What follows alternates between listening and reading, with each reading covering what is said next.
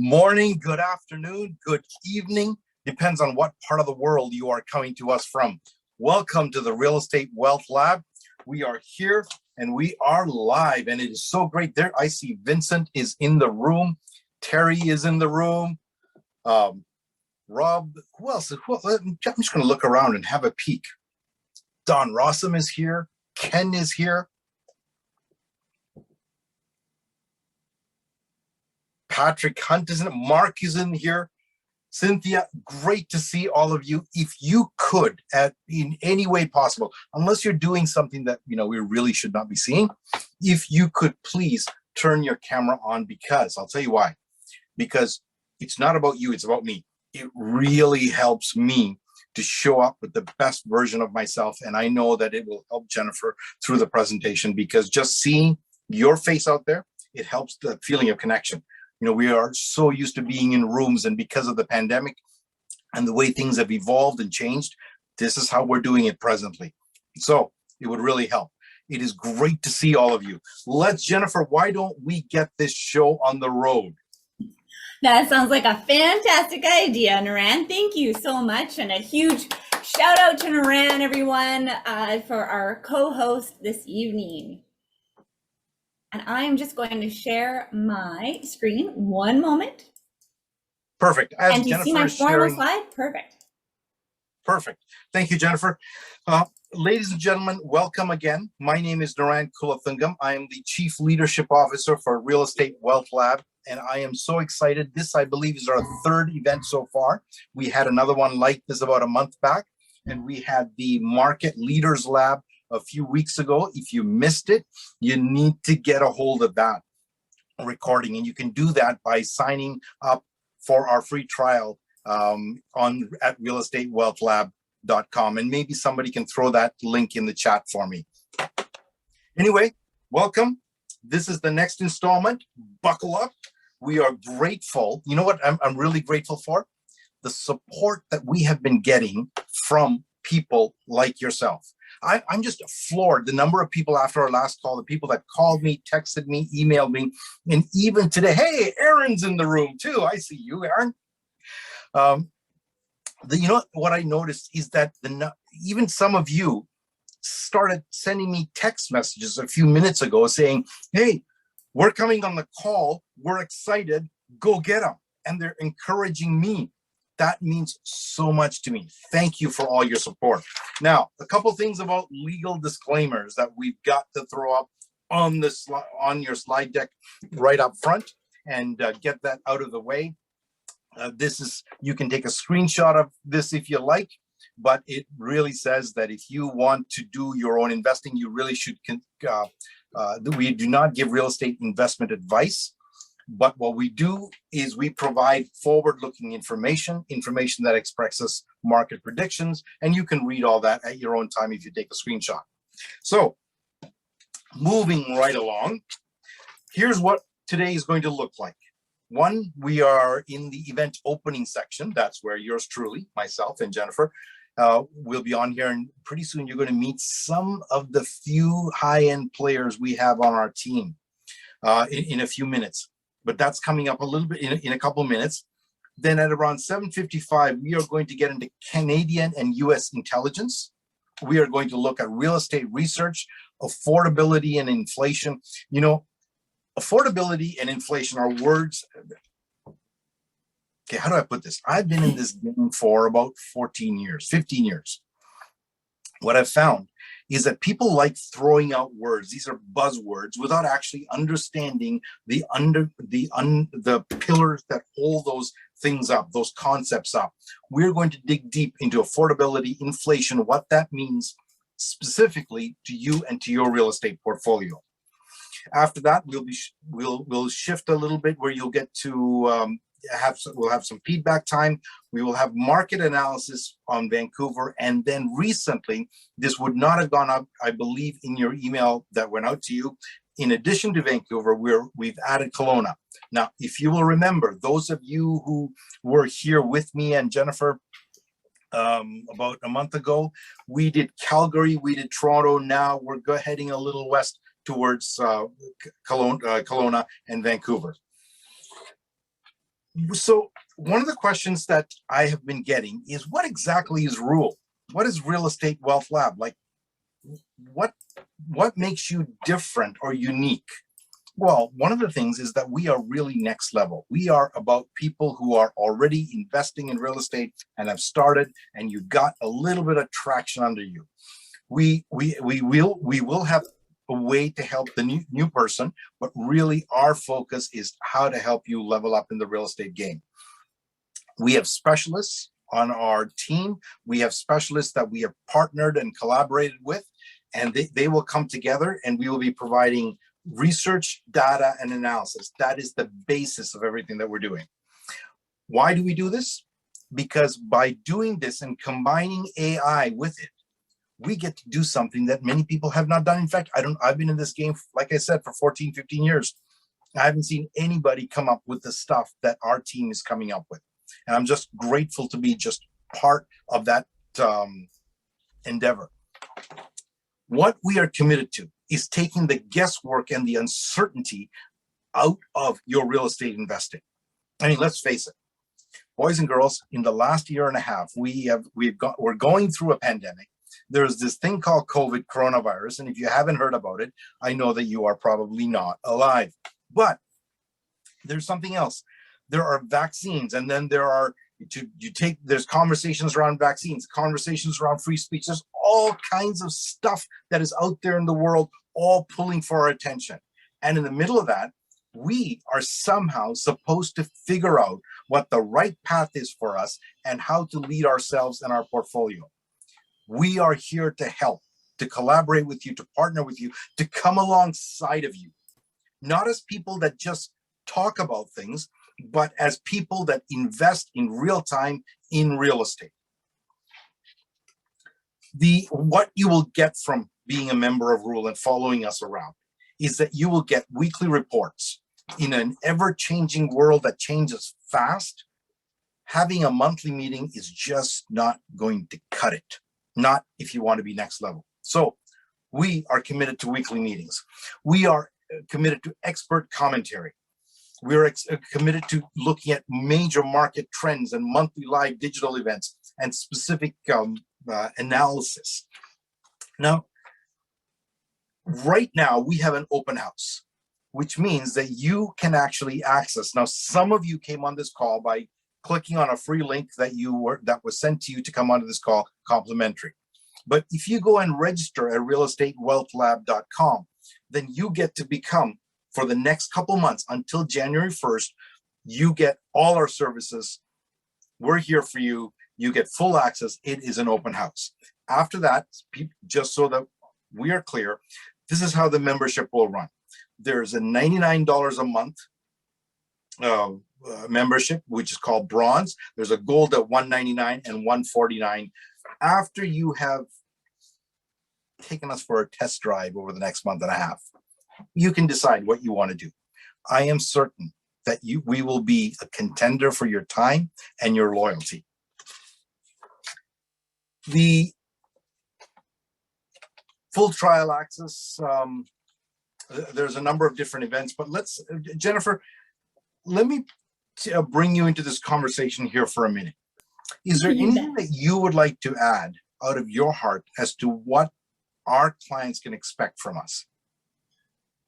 Oh, well, yes, our clients can expect next level everything. And I think many of you who do know me and those of you who don't know me yet will maybe get a sense of over delivering on a little bit of research, but we'll talk about that. But it is beyond research. So let's talk about hold on, Jennifer. I got to talk over you here for a minute.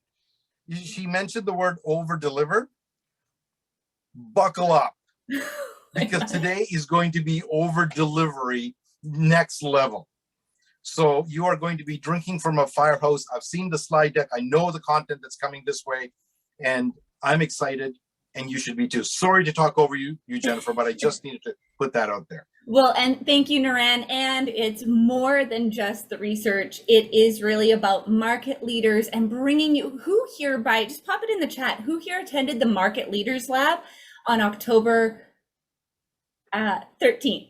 just a couple of weeks ago where we had Aurelio and Marshall and AJ attending. That was next level. Like these guys are doing things in real estate that are just super powerful. Pop it in the chat. You were there, Scott. Awesome. Paige loved it. Perfect. And Patrick, that's my dad. Patrick Hunt. Hi, Dad. Hi, Patrick.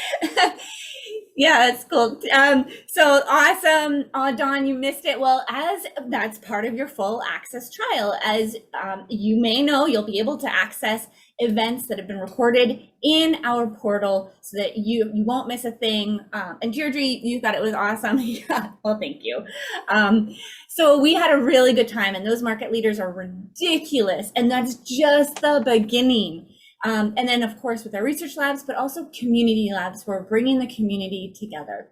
So we've got a number of events upcoming, and we'll talk more about those in just a second. But in the interim, thank you. Thanks, Jennifer. I want to just highlight a couple things about interim, about the products that we have. If you can push ahead to, let's stop here for just a minute. Why join our free trial? Well, one, it's automatic, folks. You get access to everything right away. You receive our weekly real estate intelligence newsletter, and you have access to our member portal. Now, you might be wondering what's in the member portal. Well, there's all the back events that we've done, but we've got a few other surprises up our sleeve. Let's talk about REWL products and what's behind the scenes. One, we have a number of filters and assessments that we use that are fast filters. How much, like, just, I think it was about 3 weeks ago, Jennifer, when I was talking to a partner of mine, and we were looking at a property, and we said, you know, we do this as a long-term buy and hold. What would this look like if we were to Airbnb it? Is it in the right area to Airbnb it? And what are the challenges involved, and what do the numbers look like? Well, guess what? Now we will be having an Airbnb calculator that will help you in real time, quickly, easily. We want to make the investing easy for you. Which is rad, by the way, because I also love vacation rentals and short-term rentals. So just keep that in mind. That's right. And you'll see there's a deal size, or the house value, selling your property, a number of different calculators that are out there. And I think the key thing, Niran, with this slide is like, this isn't even all of them. And all of these calculators are not just being built, they're on the horizon of being launched. They're about to be in your portal within, well, I'm not going to say them, but like they're on their launch pads. There you go. And here's a couple more. You can go through these. So this slide I am really excited about. This is mainly for members only, but it is a portfolio diagnostic calculator. I have a number of, I think I got about 57 doors under me right now. I sometimes will go and look at it and go, what does my portfolio as an entirety look like? Well, there's a way to calculate what you got, where you want to go, what the gap is, what the plan is, and we can create all of that for you and give you an objective viewpoint that is that gives you wisdom and real life intelligence into your portfolio. When I saw this calculator, I sent the team a huge congratulations, because I've never seen something like this built the way it is with the ease of use in 14 years. Anyway, and the portfolio prognosis deal fractionizer, which is, you know, if you're doing joint ventures like I do, and you need to figure out how to split the pie, these are all tools to help you. Some of these are ready. Some of these are coming online in the near future. So let's move along. Oh, by the way, now that our room is filled up with more people, I would love to know where all of you are from. I know that we have people from across the pond, meaning London, England. I know that we have people from the States and all over Canada. Throw it in the chat where you're from. I would love to know how far my voice is reaching. Look at that. Go Flames, go. We know who you are. Toronto, Winnipeg. Is in the house. Regina's in the house. Victoria, BC, Ottawa, Hamilton, Toronto again.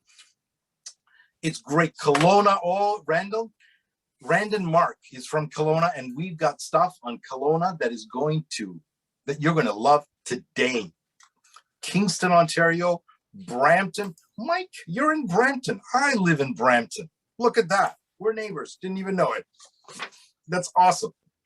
So let's move on to the next slide. And this slide, I think that if you want to take a picture of this slide, not the members only Intel, but the save the date one. This one, perfect. If you want to take a picture of this would be super helpful for you, because it will just, tell you when things are. Take a picture, screenshot it, whatever you like. In addition to all this, we have podcasts that are online that you can access through Real Estate Wealth Lab. And I just wanted to put a little reminder. These are all Sure. part of the free trial. So That's there right. you've got nothing to lose for the next 3 months. You've actually got a huge ability here to take advantage. That's right. All right, Jennifer. and I'll change the slide. Sorry, I know you were asking for that. Perfect. No, perfect. Let's go. I want you to meet our team before we get into the thick of it, because there's going to be a ton of content coming down, and I want to get all the housekeeping stuff out of the way. But this is not simply housekeeping. I need you to start meeting our team. Jennifer Hunt, and I will do a little bit of an introduction for those of you who don't know Jennifer in about 2 minutes. But before that, Niran Kulathungam, that's me, the brown guy with the shaved head. Shaved, not bald. Just remember that, okay? Okay, Niran, I did make that mistake, not about you, but recently I was like, oh my gosh, I just called somebody bald, but it's an intentional situation. And I had to run after them and say, no, you know what? It's an intentional shade. There That's you right. go. And Jennifer, because you and I collaborate together, we're partnered up here. Like I will tell you this, so everybody else, just turn your ears off. This is a secret between Jennifer and I. Most of us older guys that shave our head, we say it is by choice, but if we were to choose the alternative of growing our hair out, nothing much is going to happen. But Jennifer, that's our secret. All right, everybody else can come back into the call. Here we go. Vincent Sundar. He is our Chief Technology Officer. And the only other guy in the group that has a last name that is difficult to pronounce is Jan Kacharowski. I hope, Jan, I did not murder your name as most people do mine. And we have Paige Saracen. Paige is the head of our customer experience. Vincent is our Chief Technology Officer. What this guy does is he goes, you've seen Terminator? Skynet? This guy is in the background building Skynet for real estate investors. He is able to bring AI together. Vincent, are you in the room? I'd love to bring you in for a minute. Whereabouts are you? Hey, Niran. Hey, there you are. How's it going? Good. So tell me something. As Chief Technology Officer, what can we expect coming around the corner for those of us as part of this group? Oh, wow. Well, welcome, everyone. Thanks, Niran. I can't tell you how excited I am about this journey.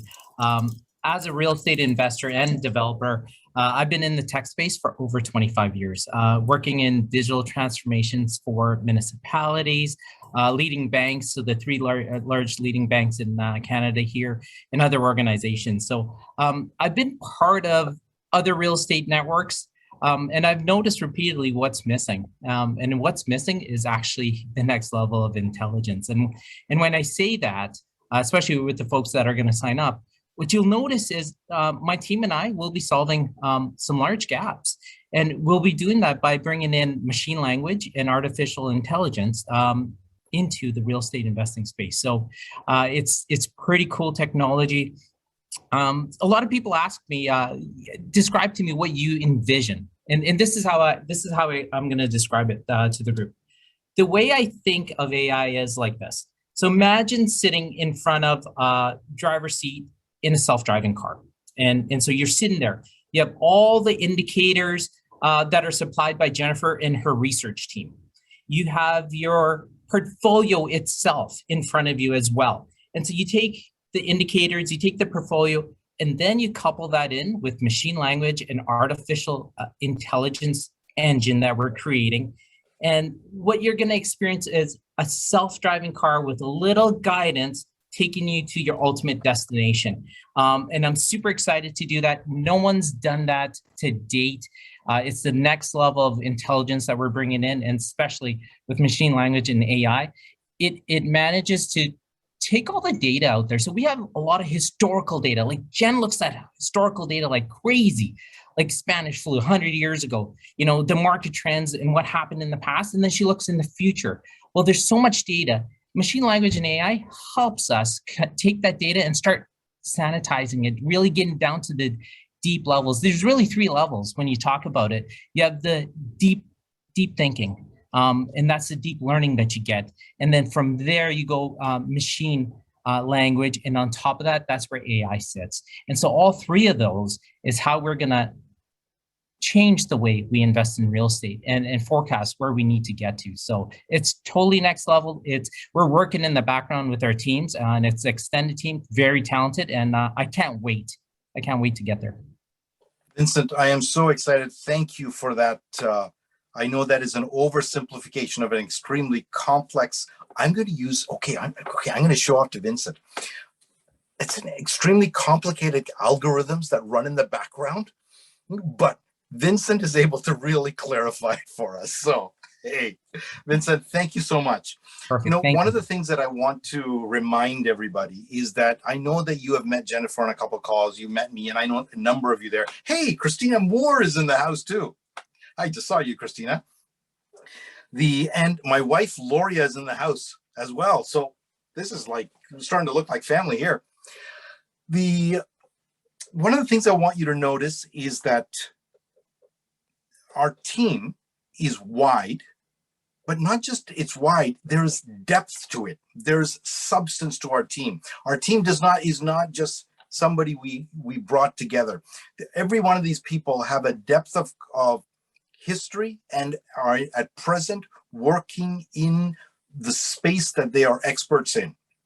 So, and each of these members are represent underneath them. For all of them to look this good, the only way it's possible is if we have large teams underneath them. So know that you are supported by a big depth of intellectual capacity and capital. Secondly, I want to bring Yan, and Yan, I'm going to pronounce your last name. It's Kaczorowski. Have I said that right? That's as right as it can be. Well, Yan, I want to show you something here. Look at that. Can you see that? Yeah. What I did is I wrote your name in my mother tongue, Kaczorowski, and I wrote it in a different language. That way I can remember it. So you're my brother with the large name. Tell us, what do you do for REWL, and what can our members expect from you? Absolutely. First of all, this is what we all love Canada for. I mean, look at our 2 different last names, and we're trying our best here to pronounce each other's names and respect each other's cultures.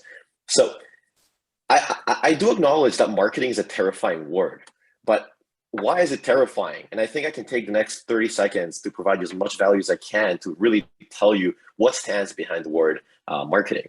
So first, marketing is not shoving products and services down people's throats. What marketing is finding people that have a problem, need, or a desire and offering them a solution. In fact, we're all marketers. We market to our friends, partners, kids, etc. Now, in a practical sense, marketing breaks down into 2 things. So first is sales, second is branding, and these intermingle all the time. A brand is a business's personality, so how you dress, how you act, how you speak, and that all tells a story to the world. That's a business's brand. Sales is a little bit more obvious, but I would like to still define it as that it's finding people that like your brand, resonate with it, and providing them enough proof and evidence that you are worth their money. Now, it's easy to get lost in this current world of media and tools and TikToks and Instagrams and Snapchats. And I acknowledge that some of these tools are some of the new tools of the generation, and we always have to keep being updated. As example, TikTok has a certain look and feel to it, and I'm sure a lot of you have heard of the word TikTok before, but it also has a culture. And what is a culture? It's an average of personalities, or in another word, an average of brands. So now if you put this together, it's an equation like we used to do in math class. Successfully using TikTok to market your business means communicating to people in the language, tonality, and personality that they want to be communicated to. So that's our goal. Our goal with REWL Marketing is to communicate to all of you what you want to be communicated. So whether that's Jennifer's research, whether that's news and updates from the real estate market, we're going to try our best and make sure that we're finding you on the platforms where you guys reside and making sure we deliver to you that value and the content that you crave to get. Thank you so much, Yan. I am really looking forward to continuing to work with you and really excited for the value that you will bring and are bringing our little family here that is growing exponentially as we speak. Thank you.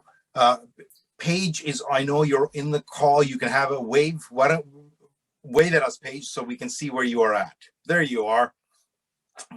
Paige is our head of customer experience. So anytime you contact the office, she is the mystery and the marvel behind what is going on and how we communicate everything. You will get to meet her at a different meeting that we will have later on in the coming months. Next, I want to just, before we move into the thick of it, I want to just outline a couple rules that we've got. Ask questions, say hi, engage, share feedback, thoughts, ideas, be respectful. You know, I know all of you do this in your sleep. The only thing that we ask that you don't solicit or sell. Those of you who live in Hamilton know how tough Hamilton can be. Well, I have cleared out Hamilton apartment buildings with me and my dog. You do not want me coming after you if you start acting rudely in this group. I say that with a smile. Anyway, you all know that. I want to introduce next. Just keep in mind that this is being recorded. And if you registered for this call, you will get your own link to the recording. Please, please follow us on Instagram. That is the best place for you to know what's going on. And we will keep you up to date on Instagram. It is at Real Estate Wealth Lab. And now, without waiting any further, I would like to introduce to you Jennifer Hunt. Now, most of you I know Jennifer, but some of you may not. So I just want to give you a little bit of a snapshot, a tiny little snapshot into her investment prowess. She comes to us with over 20 years of experience in the investment field and has had under her belt over 25 million, that's US dollars million, which is something like, I don't know, 40 million Canadian, I guess. The 25 million in US dollars of projects under her belt. She has properties and investment holdings across North America, from all across Canada to Hawaii to different places in the States. You will also notice as part of, because of our team is so much more varied, we are also committed as REWL to bringing you information and substance that is not just Ontario specific or British Columbia specific or Canada specific, but North America specific. So we are going into the States as well, and we have experts that we've collaborated with and partnered with. So Jennifer does multifamily, single family, student housing, industrial, commercials, but most of all, here's what I love about Jennifer. Okay, all that aside, here's what I love about Jennifer. She is, one, a self-proclaimed geek, and she is very good at taking the information that is really sometimes difficult to wade through and really pulling it all apart, putting it back together, and helping people like me see what is coming down across the corner, so to speak. That allows me to kind of like open up a fortune cookie and be able to look into the future a little bit. She's very good at that. She has also been branded by people that know and love her well as the spreadsheet goddess. So without any further ado, will you welcome Jennifer to the stage? And Jennifer, welcome. Thank you so much. I'm excited. We are excited about the information you're going to bring to us, because we know that not only is it going to be entertaining, but we know that it's going to make a difference in the way we invest our hard-earned dollar. Oh, well, thank you, Niran. I so appreciate you and the team what an amazing group of collaborators, next level investors, and I'm so excited for where the Real Estate Wealth Lab will go. So again, kudos to all of us coming together. And for those of you, many of you behind the scenes as well, there's so many of us working together to make this happen for next level investors. So thank you, Niran, for your fantastic co-hosting. We'll see you again. I'd say right after these messages, but you get buckled up indeed. Oh my. All right, well, you know, here we are. As Niran said, I guess the first and foremost is that I am, yes, Stuart, I am from Nova Scotia, and I've got a special message. I will talk about Nova Scotia today. And just very, very briefly. I wasn't going to, but since you raised it, I will. Here we go. First and foremost, I am a real estate investor, international expert, and a researcher. So there you are. And today we're going to be focusing on a little bit of all of that, but this is our research lab. And I want to just bring us into the same conversation. Many of you are familiar with the concept of a business cycle, and a real estate cycle is simply a business cycle of real estate. It has a very similar concept of contraction, stabilization periods, and then into an expansionary phase. It can be a little bit confusing at time, and that's our job at the Real Estate Wealth Lab to Christian Maritimers REWL. Yeah, and I see there's a number of us on there. So at any rate, we really are delighted to share with you the real estate cycle, but what we've also done brand new, and again, this was launched September 22nd, so it is in your portal under your free trial. But I want, for those of you who are just joining the conversation, to be in the same combo, and that is the real estate cycle formula, and it is just launched.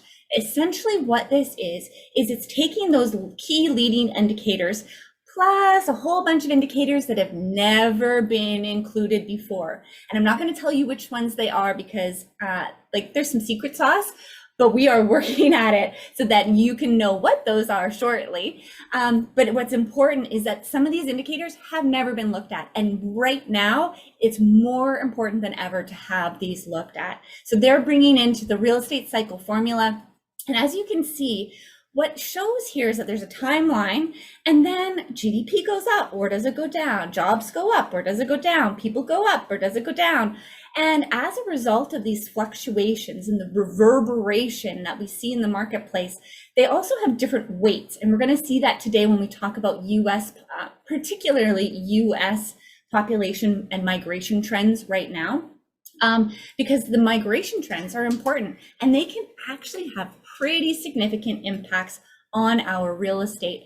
And so we look at how those levers all move together, and then those showcase the duration of our rental markets and then our property prices and values later on down the road. And and that can be as long as 7, 10, 11 years. I had a property in a particular market. It was an 11-year cycle, and it is this formula that is pulling all these pieces together to forecast the actual duration of that cycle. And another example is that in 2018, the Vancouver real estate market in the spring went into a contraction, but it was only 6 months. It was super short. So not all real estate cycles are created equally, but we can see them, and this formula showcases them. So I'll just jump through that. Now you've got a bit of a grounding. Everything that we do is going to be spoken about in those terms and have relevance. Pretty much everything will have relevance to that. Now, Dawn, I'm so glad that you asked that question. Was this the webinar that we were going to follow up on the Emergency Planning Act, the emergency orders? I'm really glad that you asked for that, because indeed it is. So there's a couple of promises that I made that I'm delivering on today, and at the Real Estate Wealth Lab, we deliver what we promise. And so I'm going to actually start our next level real estate intelligence summary with exactly that. Dawn, did you see this presentation? So first of all, before I do get into that, as part of your free trial, you get access to our real estate intelligence newsletter. So this is really, really impactful. So over the last 4 weeks since inception, I guess 4 or 5 weeks, so there's an extra week in there, we've had over 120 articles go out to you as part of your membership, as part of your free trial, and what it means. So there's some pretty sassy commentary in there. If you want to know how I operate and sometimes how I think, and maybe it's a little bit too bold, but this is about being untethered and uncensored and certainly unapologetic, so that you get the information that you need, and hopefully it fires some different ways of looking at these headlines, studies, data, etc. So what I'm trying to do in the next little time that we have together is do a rapid fire summary. So when Rand said buckle up, I certainly think he meant it. So we're giving you a summary of these 120 articles. No, I'm not going through all of them. I've just picked some key highlights that you'll want to make sure that you definitely look at. And I've pointed you in the direction of looking at some others that are there available for you as part of your free trial. So Dawn and everyone, I left off our last meeting with this. It was a September 13th announcement for Saskatchewan with their emergency, they enacted their Emergency Planning Act. Now, Saskatchewan, this one made news. It's so funny. Like, anyway, I could go on, but this one made the news, and it was a really big deal. And it all of a sudden became this thing where we could actually see what it was and what people were looking at it, because times have changed. We've actually had emergency planning acts on the radar in British Columbia, Ontario, throughout the pandemic, Alberta, you name it, all kinds of provinces, as well as nationally in the US, for various periods throughout this pandemic since March 13th, 2020. I remember that day well, the first national emergency that I've experienced while being in the US. So there we are. So these emergency planning acts, what do they evoke? And to me, they evoke, you know, I had to go Google this because this movie, Shining Through, I haven't watched it forever. I want to see it again because it was a 1992 film, and it was really about women in war and being able to really be a contribution. And I thought that was really cool, but I remember some other things, I think, it's been a long time since 1992, that really evoked sort of nervousness, of scariness, of concern that these emergency planning acts could expropriate land, that they remove and reduce our property rights. And that is what exactly I am following up on, and the Real Estate Wealth Lab is following up on today. The other component of that is that I've spoken with a lot of you next level investors. Like, we chat, we have tea time on Zooms, and many of you have mentioned that you're concerned. But see this picture? This is a picture of a foot on the gas pedal and a foot on the brake. The question is right now is, do we grow or slow our portfolios? Which one is it? Because especially with those emergency planning acts, these are scary times. And if we are buying, how much? How fast? Do we go for it? Because there's a lot of buying signals out there. Or do we, in terms of selling, how much and how fast? I've literally had both ends of the scale. I know individuals who have wholesaled their entire Canadian portfolios. I also know individuals who are buying up entire Canadian portfolios.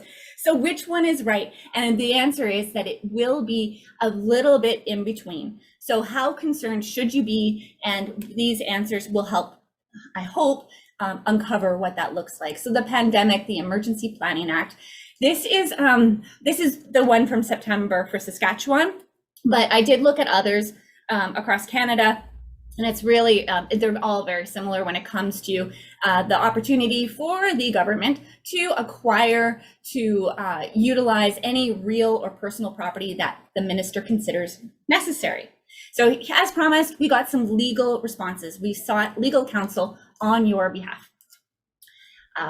And not just one, because you know me and sources, that's not good enough. So we looked at a number, and this one is from the Canadian COVID Care Alliance. They're actually providing a number of, I guess, like volunteer and free support for individuals, mainly due to health concerns and whatnot, but they're a great resource, so free legal advice. So kudos to the Canadian COVID Care Alliance. That's awesome. Their initial response is, this is your legal out. So there's a couple of them. There's 3 components to their responses. 1, The definition of legal persons and its application as they are related to and inferred to within the various emergency planning acts, otherwise known as the War Measures Acts, but that was previously. So that's, I'm currently seeking clarification on that because it's a little, like, it makes sense, but I want to give you more. I want to make sure that you really get the right answers on that, but that is a possibility that we need to look into. So we're looking into that. Number 2, no one has ever proven the existence of anything resembling a pandemic or any other health emergency as an emergency plan, like cause for emergency planning act in Canada. But it is a moot point. And the reason it is a moot point is that the only issue on the table, according to the Canadian COVID Care Alliance, is that none of this applies to the private individual. See point number 1, we are looking at those definition of private individuals and legal persons as it pertains to the Emergency Planning Act. So that was awesome. Thank you again for your support on that. We are digging into it a little bit further, but I want to give you the 2 key phrases, and please take a picture of this, write them down. This is regardless of pending clarifications, regardless of further information. These are 2 key phrases that can support you should you be in the position, the terrible position, the unwanted position, and oh my goodness, of potentially having individuals enter your property without a warrant or appropriating your property without your consent. So 2 phrases, quote unquote, are 1, I do not consent to your jurisdiction. And the alternate is I or we have no need for your services here, officer. This is a private matter. So apparently, we use these and we don't have to worry about anything past on that 2-pager, which was the emergency planning document. So those are definitely good starts. Those are actionable things that you can write down, you can say should you need to. Now there's more. I wanted to get more information, particularly as it pertains to, okay, that's the remedial side of it. In terms of like in the moment, like, what aspirin do I take? There's gonna be a lot of medical references today, by the way. Yeah, so we're looking at symptoms and treatments and causes and risk factors of putting things together. So that's why we're talking about a treatment here in terms of restitutional treatment. So you've got your Advil, this is your Advil. I do not consent to your jurisdiction. Now, let's say the Advil doesn't work, you still get sick, they take your property. You actually have, apparently, according to some, this is McCarthy Tetro, thank you very much, the provincial government's powers under the EPA Emergency Planning Act are not limitless. So you have 2 options in that circumstance: judicial review, which is essentially where that goes to court. So it may be challenged in court of law. And administrative review is where there's actually a bounds to the delegated authority. So it's where the administration it calls into question whether the administration may or may not actually have the appropriate authority to claim that there's an emergency through which they would expropriate your land. Complicated? Not really. Just know that under the circumstances, there could be ways that you could seek restitution after the fact. Again, that's not ideal, so we're going to go back to the aspirin of these 2 key phrases, okay? So make sure you take a screen grab of those and have them at your ready. Put them in your phone. We've also gone and sought additional clarification and insights from the Ontario Expropriation Association. So I'm looking forward to hearing back from them. I've asked a number of additional questions to get into that nitty-gritty so that you have all of the information that you need in order to navigate this challenging and very confusing time. So as just in sort of solutions to these concerns, again, you've got a remedy, you've got those 2 phrases to stop it. They're your Advil. You have an operation, a restitutional situation treatment. If it does happen, it can be fixed potentially through our legal system. And you've got long-term care. It ain't over because the Real Estate Wealth Lab is on the case. And yes, this is a picture of me with my 98-year-old grandmother. And yeah, I know she's passed away, rest in peace, but I care about you, I care about this, I care about Canada, I care about our property, and I care about my grandmother. And this is all wrapped into the same story of our freedoms. She's an immigrant to Canada for very political reasons. Now there's a caveat, wanting freedom, by the way. So there's a caveat, Pollyanna.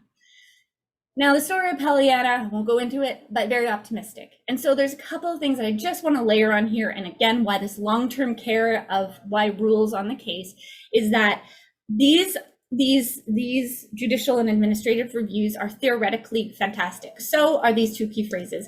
However, in a really dire circumstance where change of government is kind of, let's say overthrown, or that there is some sort of change of guard, then these could be called into question and no longer applicable because governments change laws at their ready. So just want to put that out there. We will be continuing to look into that. And so Dawn and everybody else, I hope so was that helpful? Does that satisfy what we were talking about, or how do you feel now in terms of some of your concerns? Pop it in the chat. I'd love to hear from you if this is helping mitigate some of those concerns.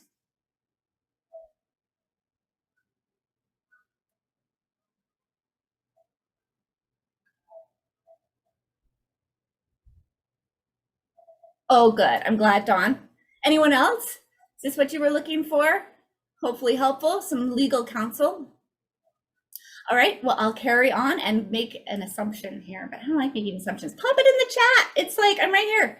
Anita, is the one in Saskatchewan the only one activated right now? No, it is not. Alberta was, and oh, right, I did look that up. And they weren't so clear, which I thought was interesting. So thank you, Anita, because I wanted to actually address that. Right. So I was trying to find out exactly, trying to find out exactly where are they, there you go, Terry, which provinces have their emergency acts. And it was actually not as easy to find, not surprising. But what I want to share to address that, Anita, is that throughout the pandemic, pretty much every province, every state, every nation, well, not every nation, but like the US as a federal nation, they have actually implemented this. So whether it is today or it isn't today, as you know, through this pandemic, things have been changing on a regular basis. And so we need to be armed with these and know that it could be implemented or retracted or changed at any moment. So I hope that answers your question. Thanks, that's a great question, Anita. I really appreciate it. So now getting into the, wasn't there 2 USA states and 4 provinces the same? They've all got very similar. That's the same emergency plan, but they've got that similar kind of thought process in there. And there we are. So now we're going to get into the actual news and a little bit of our macroeconomics at the Canada and US level. So again, coming into our real estate cycle formula for grounding. There's GDP going up, jobs, people, those leading indicators, and then that affecting our real estate properties and their values later down the road. So for GDP, this is the Business Development Bank of Canada, looking at both the US and Canada economies at a glance. So this is the US economy at a glance. And essentially what we want to know about here is that the headwinds are getting stronger. There's a fair amount of uncertainty in the US it's really come into play with regard to federal stimulus and having it overstimulated, the wrangling of debt as well. And of course, labor shortages, which are indicative of both Canada and the US.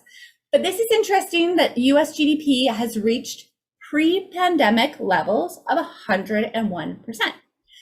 This is good recovery. This is an expected long recovery, as we initially thought early on in the pandemic.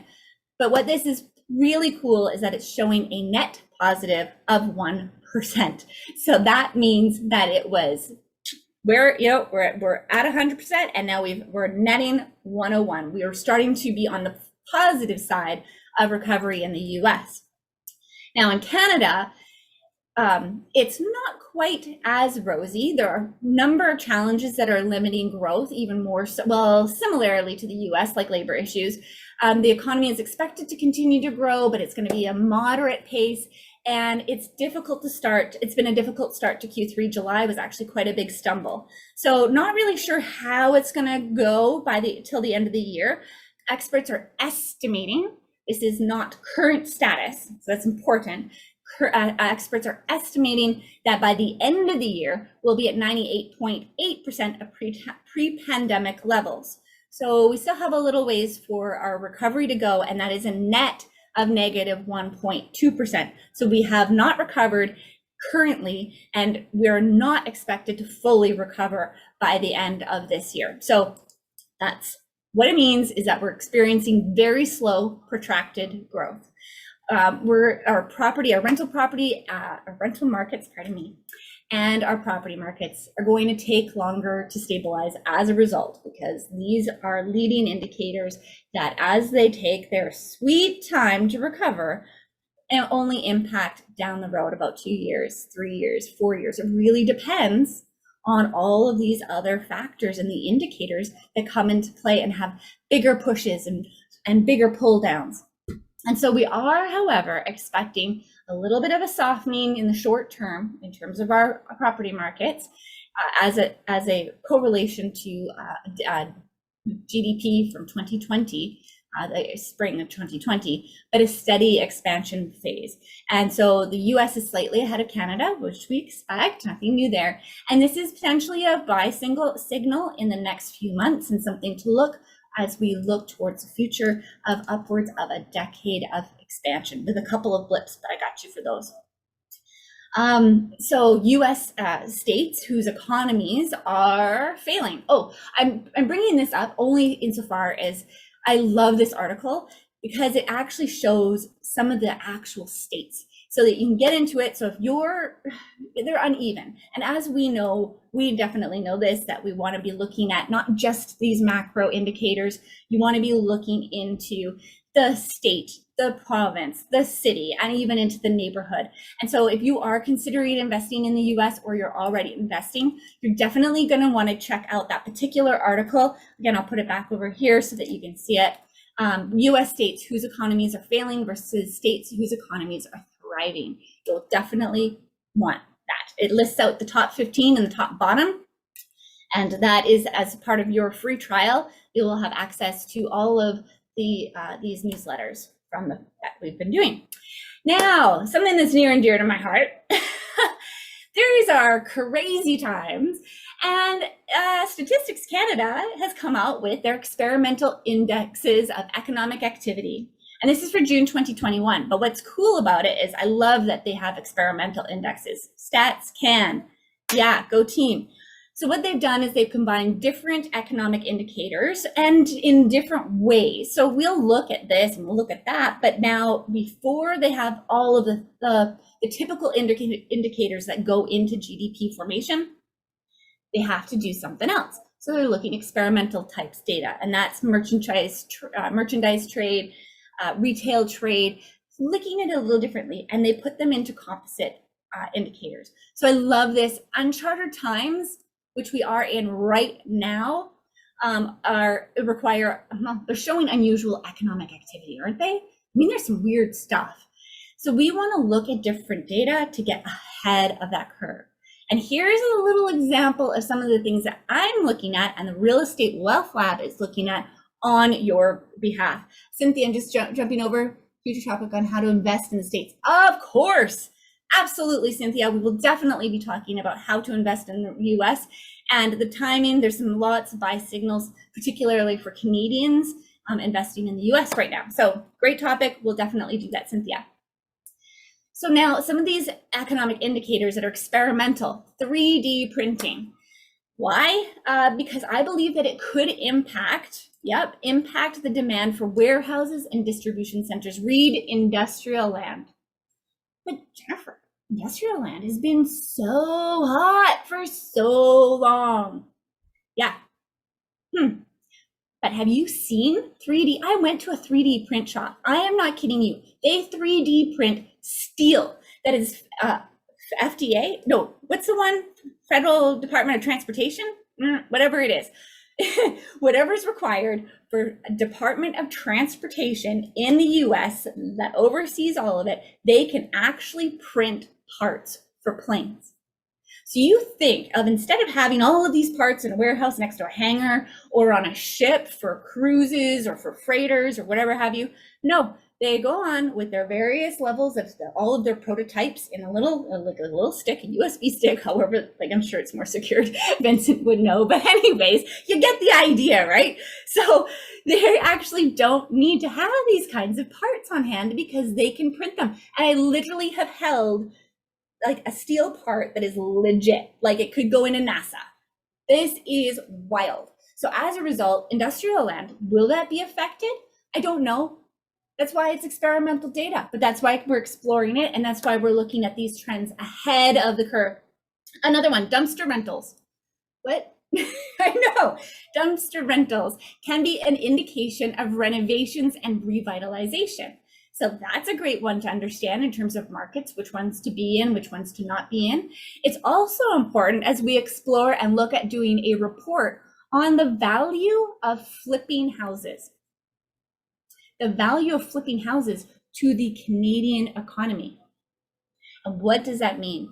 Well, those who flip houses rent dumpsters, and these all impact our economy and provide jobs and all of the indirect and direct benefits that go along with renovations as well as revitalization. And cannabis. Okay, I know, experimental economic indicators, not experimental drugs, right? I guess they're not experimental anymore. They've been legalized in Canada, and in, I guess, some of the states in the US, or at least decriminalized. I don't know. But what's wacky about weed is that it actually is having an impact on individuals and where they're choosing to live and being able to partake or be close to locations that they're able to source their recreational drug of choice, I guess. So there we are. That's actually something that's showing up in a number of different cities as well, neighborhoods, to be more specific. And so during these unprecedented times, we really do have to look at weird and wacky stuff. And that can include weed, I guess. So there we are. I'll move along. Sorry, I'm just trying to flip this. So what we're seeing for the real estate cycle for Canada and the US, blue is the US, Canada is red, is that we're seeing GDP. Listen, this is where we're going to be putting it into something far more nuanced, but I'm giving you the sense of it. It's not straight up. It is not that great. Canada's actually even like down a little bit, 98.8. It's net GDP down, but at least there's some recovery and some reprieve. So from a jobs perspective in Canada, there's the employment numbers are back above where they were before the pandemic. But there's more here than meets the eye. And I love the Transformers. I don't know if any of you love the Transformers, but I was a big fan. And really, I mean, those guys, the Transformers, I mean, they actually transformed themselves. And so they showed up as one thing and then they were something completely different. And then they could transfer back. And that's the same kind of thing with these numbers for jobs, is that, all right, sure, we're, after, pandemic numbers, but the number of people working is 50% of the hours that they would normally do. What? And the total number of hours worked by all employees is still 1.5% below the pre-pandemic level, despite there being more jobs. And then there's how about that inflation? So we've got a whole bunch of people that are not fully employed. We've got a whole bigger problem out there in terms of the participation rate, which is dropping off of the cliff because individuals are just saying, you know what, I'm going to be an entrepreneur because this isn't working for me. And so, or for other reasons as well. So at any rate, we need to be mindful of this and how this will impact our wages and being able to sustain our livelihoods. In the US, I guess a comparable story, but a little bit different insofar as August was very disappointing in terms of expectations. And I have that from the September research lab. But in September, the actual data was up 194, but the expectation, the forecast from experts was 500,000. That's a net delta variance of minus 306,000. We are not getting the jobs that we need in the US. Key thing here, labor shortage. Low immigration levels contributing to shortage. Sure, definitely this is an issue. We don't have the people to fill the jobs. I understand. There's a lack of employment that's slow, which, oh, by the way, this lack of employment is slowing our economic recovery, which of course impacts our rental and our housing markets down the road.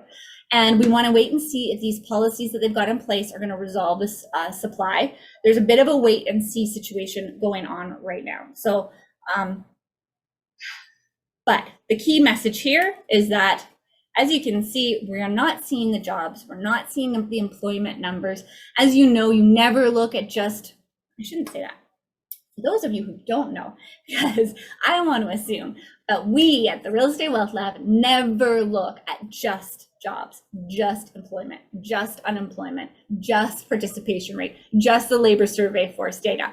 We have to incorporate all of these pieces in order to get a more robust full picture. So today, it's a short little blurb of you getting a sense of jobs are not where they need to be, and the economy is suffering as a result, or at least recovering more slowly. How's that?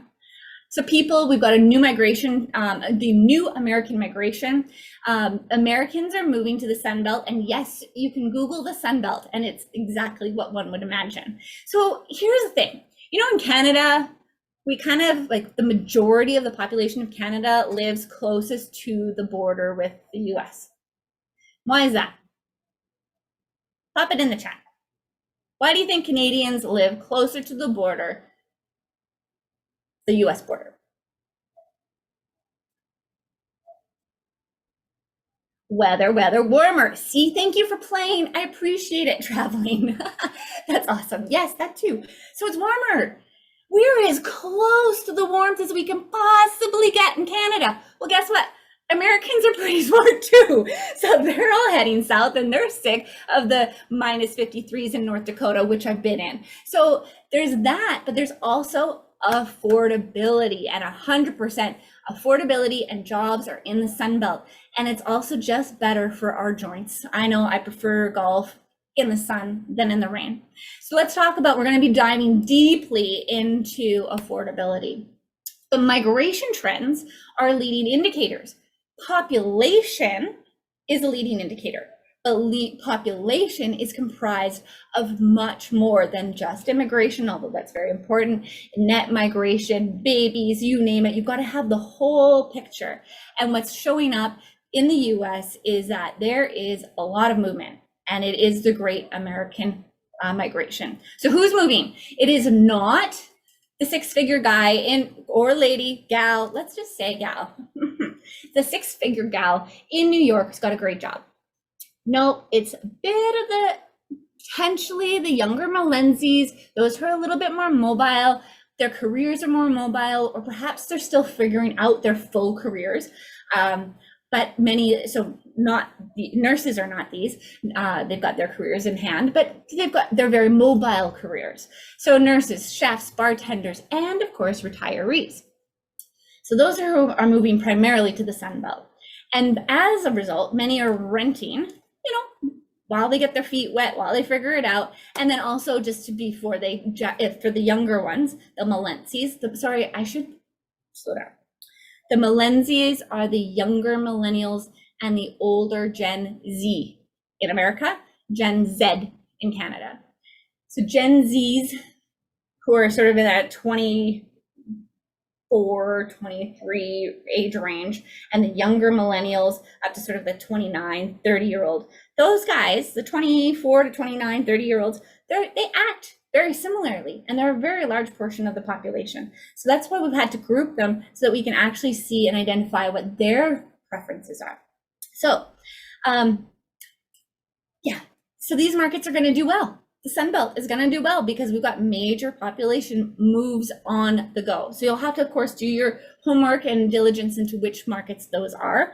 But a quote from this particular article was, "Now, I'm darn excited about housing as a whole right now. The market is short on supply and full of buyers, and that almost guarantees higher prices in the years to come." And that is a theme that we're going to be seeing throughout. So now, why do I have people at a down? Well, we're still at a massive down from an immigration. So from a national level, we do not have the population that we need for sustainability. And I'm speaking broadly for both North America, for Canada and the US. However, when you dive in here and get into the details, one can see that there's certain trends, these migration trends, the great migration trend of America is that there's possibilities anywhere, at any time, in any market. You just have to look for those subtle cues, sometimes big Qs, that are the indicators. Rental market, very briefly. So what's going on for vacancies? So the vacancies are falling and rents are rising in GT's rental market, and it's hitting sort of this brief balance period. Now, this is a study from Urban Nation, and they're saying that they're predicting the vacancy rate in GTA, the Greater Toronto Area, to hit the pre-pandemic level of about 1% within the first half of 2022. Now, it's not just the GTA, and this is exactly as forecasted. There is going to be a short buy time ahead, and we don't want to blink and miss it. Urban Nation, quote, "The rental sector's swift recovery from the pandemic suggests that the market was more undersupplied than previously thought." There's so much to talk about supply, and I will get into that a little bit with affordability. So Bloomberg, what's driving the huge US rent spike? Well, there is a major US rent spike in 100 of the nation, the US top largest metro areas. They've actually seen month over month rent growth, and some of those are pretty significant. And the reasons for that are affordability, accessibility, and this demographics that are driving the demand, that move to the Sun Belt. This is really, so it's not all cities are created equal. You have to do that diligence and that great American migration. And as well, though, as I mentioned, affordability is that people are being priced out of home ownership as property prices have been increasing steadily and rapidly for quite some time now. So as a result, rents are being impacted positively, pushed upwards. Property market. I'm going to play a little video for you.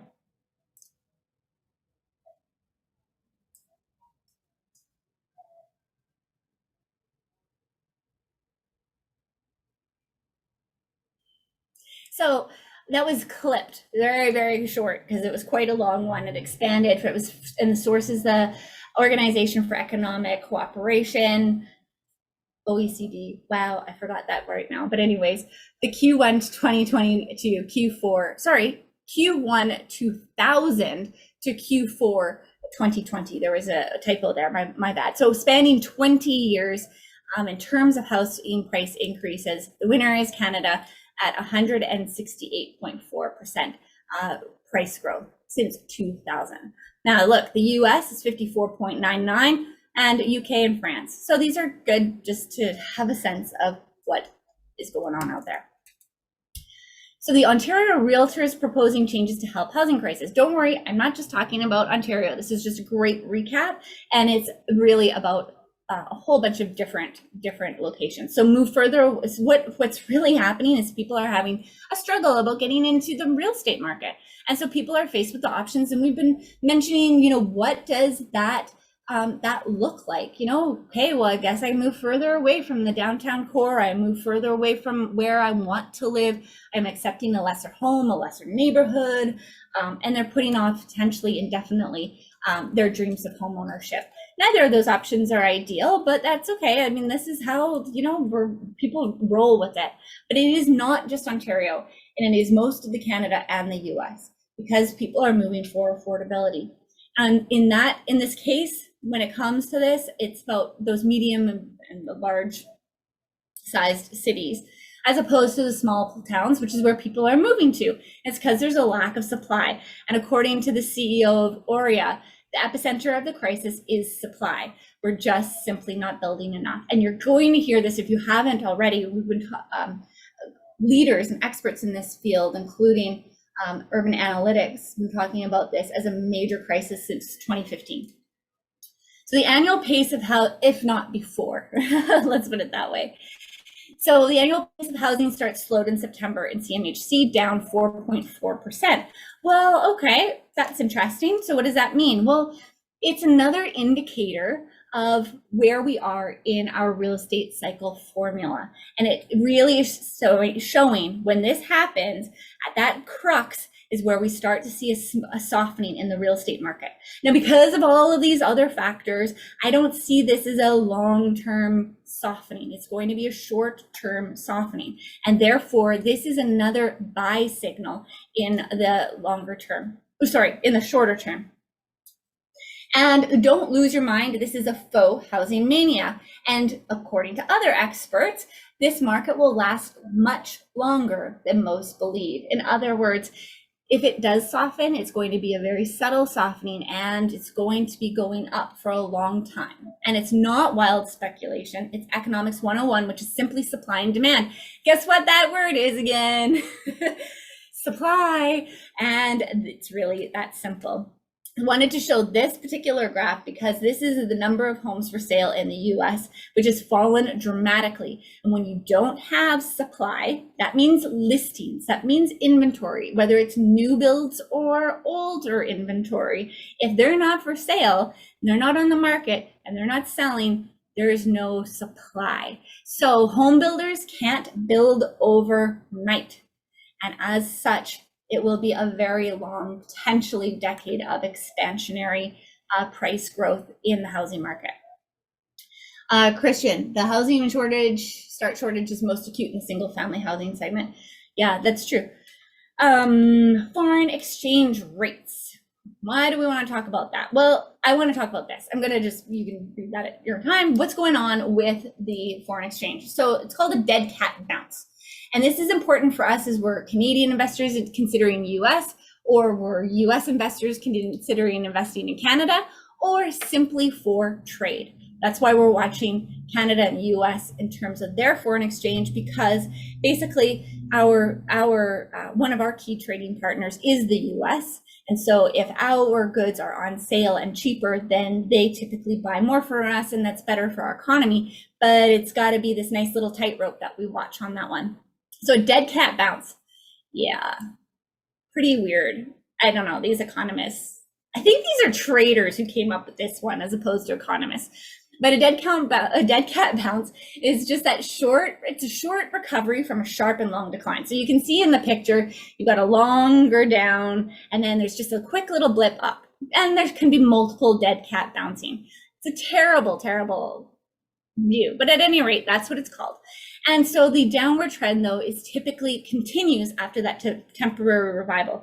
And that's exactly what we're seeing right now here, kitty kitty, for our Canadian dollar. So it had been going down. We've got a little bit of a rise up again. And it is now, we're seeing that it could be this very brief opportunity for Canadians to leverage dollars to buy US real estate.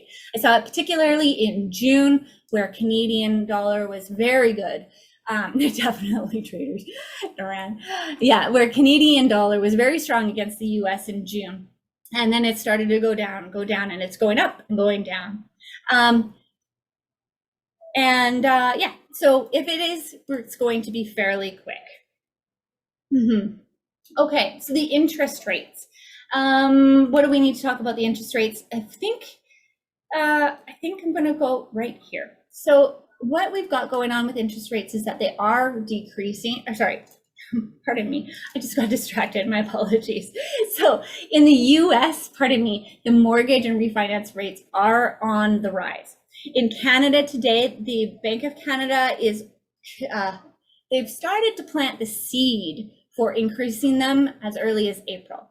But there's actually a political component as to why the Bank of Canada, I shouldn't say necessarily political, a psychological reason why the Bank of Canada is starting to plant that seed. They're hoping that by planting the seed of raising the rates, the interest rates in the spring of 2022 will actually incentivize the behavior that they want without actually having to increase the interest rates.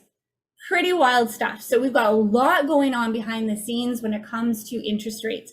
What's happening in the US and in Canada actually is that if they increase interest rates, they being the government, they are so in debt that they will be at the behest of having to pay those higher interest rates.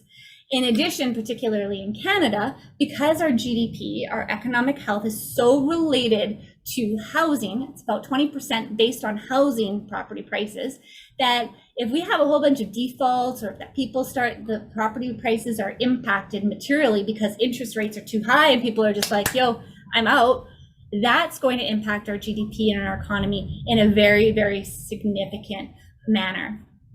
So in other words, more tightrope walking than the economy and policymakers are accustomed to. So this could be also a buy signal because we want to maybe lock in interest rates now before they go up, or even refinancing. So now I'm going to get into a rant. This is more than a rant. This is actually a promise that I promise to deliver on housing affordability and what the heck is actually going on with it. So here's a description. The equation is that income minus expenses equal affordability.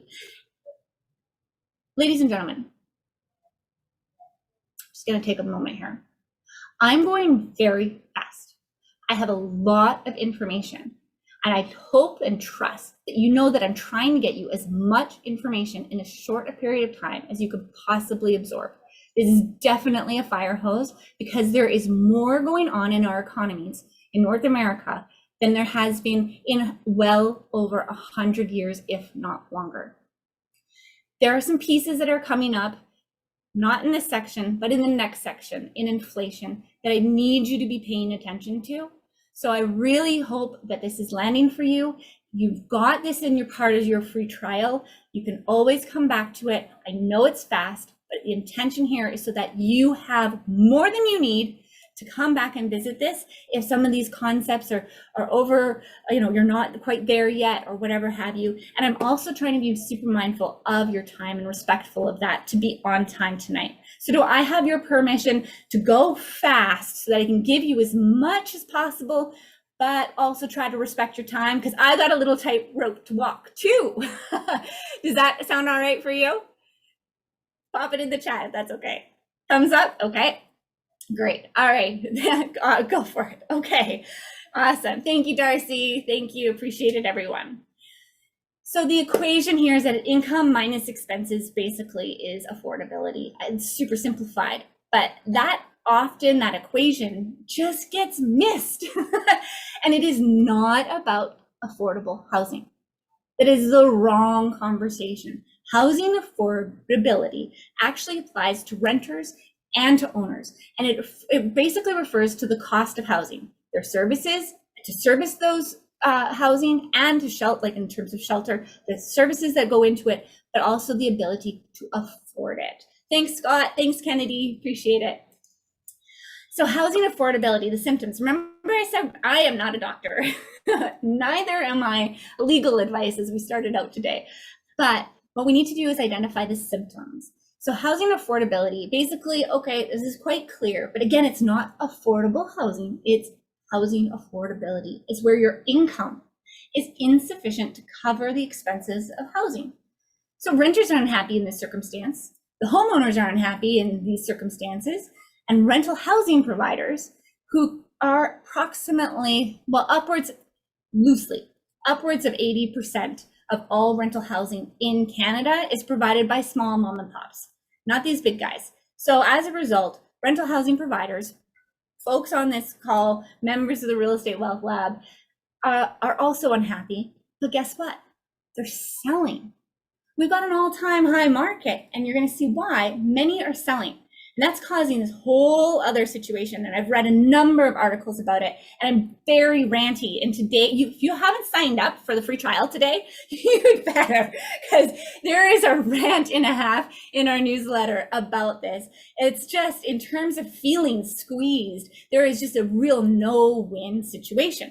But I'd like to offer you solutions. It's not just about a no-win. Yeah, we're feeling squeezed, but we have businesses to run and to operate and to do the best that we can to provide great homes for great people and run our business effectively. So some of the causes, many of you know them, but income levels are down. We have not had wage increases. I don't care what they say. Oh, wages are going to go up, or wages are going up because of inflation. Yeah, that was like maybe last month. They haven't been up for decades, not materially. So we do have a household income problem. Housing prices are way up relative to household income. Expenses are high, but most importantly, they're growing at a ridiculously fast rate. And I'm going to show you some of this in the next couple slides, as well as during our inflation section. Rental incomes are capped at less than expenses. also going to talk about that. Check out these rental caps. British Columbia, 22. You've got 1.5%. Ontario, 1.2%. Alberta, you don't have any. That's good. Make sure you at least make sure you've got your one market update or rental update that you can do per year, because you are restricted. You can't do multiple. It's one per year. Oregon, and this is in the US, 9.9%. Oh, all right. So Oregon's got some interesting stuff. Florida, none. Arizona, none. Hawaii, none. Well, that's a spy signal for the US, but at any rate, let's moving along. So here's some expenses summary. And this is based on real life. I look at my portfolio all of the time, and these are real numbers. And I also hear from many of you. So interest rates anywhere from 1.83%, whatever. They're in that range. You can get higher and lower, but they're not out of control right now. As we've been talking about, property taxes upwards of 7% a year. Insurance up 400% if you can get it on some real estate product. Utilities and expenses like gas, hydro, etc.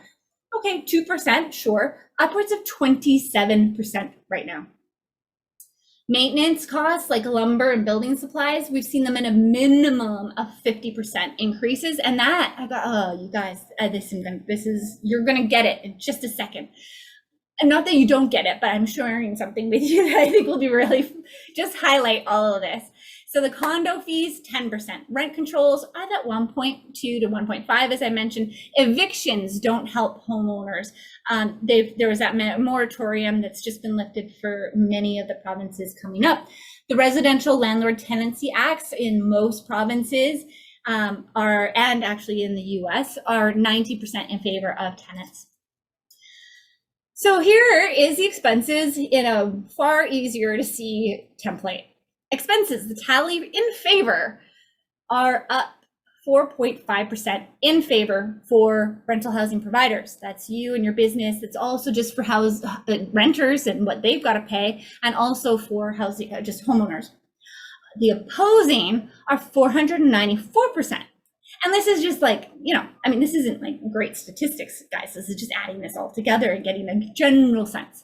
So the gap is 489.5% increase in expenses. But our rental caps are 1.5, the max. Where's the difference going to come from? And this is at the crux of the housing affordability. Now, we've got some extra risk factors going on. It's not just what I've just described. We've got major high demand. We've got low housing supply. We're layering on inflation. We're layering on additional policies. And those rent caps, as I've mentioned, because I'm very passionate about them, they don't work. Business licenses and landlord licensing requirements that are additional costs and also paperwork. Limited financial support for small business owners, particularly rental housing providers who are not seen to be business owners. Capital gains and taxes. So, wow, this is a big chart. Again, I asked for your permission if I could just have it all here for you. I don't need to spend the time on all of it. But what I will share with you is the conclusions of it. What this indicates is our housing affordability treatment. We've gone through, and all of those components that were expenses that I identified in that previous one and a few more, looked through to keep some context or solutions to them, and also the level of government that could potentially implement a solution. Now, I am not suggesting or advocating that government should get involved in all of this. However, the government is involved in most of it. So it's about reallocating who's responsible for it, or maybe taking some different accountability. So interest rates, the Bank of Canada sets those. Inflation rates, well, the Bank of Canada helps to mitigate that, but they don't actually set it, but they can do some steps. They got that, they're working on it. Okay, property taxes, that's at the municipal government. What about capping those to inflation? Insurance, currently there is no level of government that really mandates or oversees it. It could be federal, I don't know, but certainly a solution could be that making it an essential service. Insurance should not be optional for insurance providers to choose when or when not to provide it. That doesn't make it sense. When you do not have insurance, you are in default of your mortgage. If you are in default of your mortgage, you are at risk of foreclosure. there's some chicken and egg here situation that doesn't quite make sense. Utilities and expenses, what about having, so that's currently a provincial government in some provinces, private companies and others, free market or cap those increases. Again, just capping them or having it go to free market. As in Alberta, I think it's for sure. Maintenance costs, again, similarly, just having those, again, I'm not suggesting or advocating that the government come in and change all of these or put in rules to come into play. But most of these are, hey, put them out to free market. Put them out to free market. The condo fees, there is no oversight currently for any board composition, and that could be something to also consider because many condo boards do not have individuals who are financially savvy. Rent controls, put that to free market for sure. Currently, there's provincial, but change that from provincial to no level of government. Evictions are at the provincial, residential landlord tenancies are at provincial. What about overhauling them? Let's get more equity and equality out there. Now, taxes, I'm going to talk about that in just a moment because really there's so many different taxes, and the key thing is that real estate is taxed at the federal level as passive. Who here thinks that their real estate business is passive? Yes or no? Is it passive? Is real estate passive? You ever gotten a call, even if you have a property manager, have you gotten the call of like, oh, the property manager is calling, you got a flood. Oh, we got a roof. No, it's not passive. It's not passive. It's not passive. It's not passive. In other words, it is active. And as a result, that needs to be overhauled. And we need to increase supply. When it comes to supply, the federal government, the newly elected, that hasn't changed much except for one extra seat for the Liberals, but this coalition, and there's another article about that today as well, is that they are saying we need supply. They're putting forward, all of them have recommended, that's the one thing that they agree on, each of the parties say we need more supply. That's cool. What can they do about it? Supply is controlled at the municipal level by zoning laws. And certainly at the federal level, they could put in incentives for builders, such as taxes and things like that, or other incentives, that's fine. But ultimately, it still needs to be passed at the municipal level. So I'm going to break this down a little bit. Here are some probabilities of getting any real sort of treatment on this situation. Potentially housing supply, but that won't be enough. Through these, the rest of them are really unlikely. So why do I say that? Like, this sounds like, why are you telling me this? This doesn't look very good. Because we have an obligation for our own businesses to do something about it. And here's, I'm going to tell you and show you a little bit more of why. I know this study is a little bit older, June 2015, but Ryerson University came out with it. And it actually shows something that I think is really important for us right now to understand. There's a shortage of, as we know in GTA and many areas, of serviceable land. What I didn't know until I read this study is that, well, first of all, their assertion and hypothesis, or actually, well, their conclusion, I should say, is that the shortage of service land is the major contributor to a marked decline in housing production and therefore the sharp rise in prices. Supply is cause. Who's at the source of this lack of supply? Want to know? All right, check it out. The provincial government requires that the municipalities maintain a minimum 3-year supply. Wait a second. So the provincial level government requires the municipal level of government to have a minimum of 3-year supply of serviced and readily serviceable land at all times. But this is not happening. And the municipalities are not even monitoring it. So whoa, we have right here a solution that's already embedded in our laws, and neither the provincial nor the municipal governments are adhering to it. Very interesting. And if supply, which we've heard over and over again, is at the heart of affordability, then these governments need to do their job. Yes, I'm being very blunt. They need to ensure that the policies that are enacted are adhered to. They must consider zoning bylaws and support construction. They absolutely have to go in and support construction where they don't necessarily get the votes. Okay, now, I shouldn't say it like that, but what they need to do is make sure that they do get the votes, that they build up the possibilities of all the benefits that would come with construction, of the community enhancements, of the benefits, of the amenities that come along with that. And this is also a requirement for them to support rental housing providers. So yes, here's the conclusion, is that we need to stop the insanity. We at our government levels need to take some accountability and implement these realistic solutions. To build, incentivize, collaborate. If there's an oversight that happens, those oversights need to be happening. Implement and monitor existing government mandates, and stop not in my backyardism. And also remember that other part of equation of affordability is income. So what is Canada doing, and the US, to increase wages materially? And I'm going to leave you with this final thought on affordability before I turn our attention to the other behemoth in the room, which is inflation.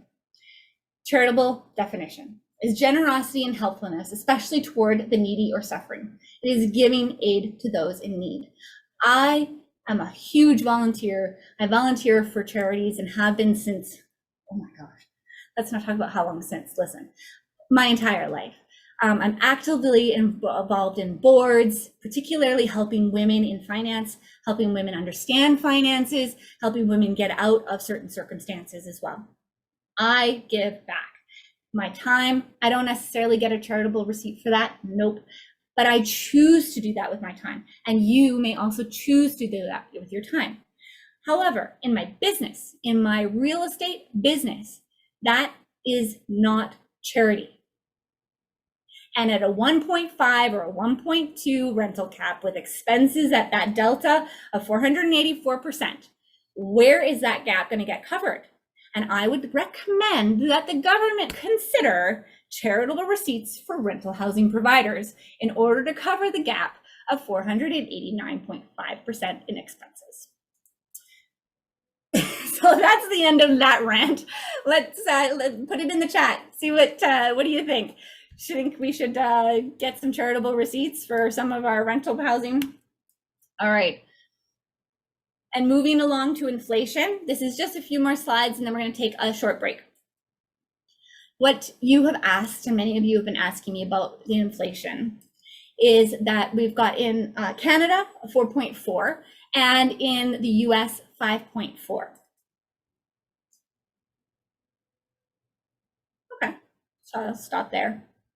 Not much more to report, really, except for the fact that it's BO. Now, some of you might think about BO as in it's stinky. I used to work for the railway, yes, with a hard hat, and I was actually out there changing, like in the mechanic's shop, like the whole rail yard, across North America. And one of the things, my very first job was that I actually did rail transit time reports for one of the key customers, actually, I won't say their name, but a very, very large brand that shipped vehicles across Canada and the US. And so my job was to monitor their shipments and see how they were doing, and then produce on-time reports and their variance reports. Variance reports, okay. I was able to exclude bad ordered rail cars. BOs, they were called, BO. So I excluded bad ordered cars from the data, and I was transparent to the client. It's like, hey, my wonderful customer, who was my customer for 4 years, and if you ever are out there, love you guys. It's been like 25 years, but the best. So I was transparent to these clients and told them, hey, if you want your bad order stuff back in here, I can put it in, but otherwise, like, it kind of like, you know, makes the data doesn't feel quite right, because some bad order cars take 30 days to repair. That's going to skew all of the transits and not give you a proper picture of what's going on. Well, guess what, ladies and gentlemen, the inflation reports do not exclude, well, they exclude what they think is BO, but they're not BOs.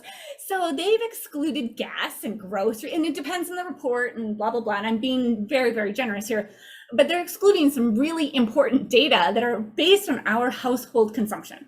So what kind of transit report is that? I ask of you. They are scrubbed ferociously. And as a result, inflation is running up higher than you think. And so I encourage all inflation data providers to consider some transparency, please. Luckily, I found some great sources that will help show this, but this, well, just see, it stinks.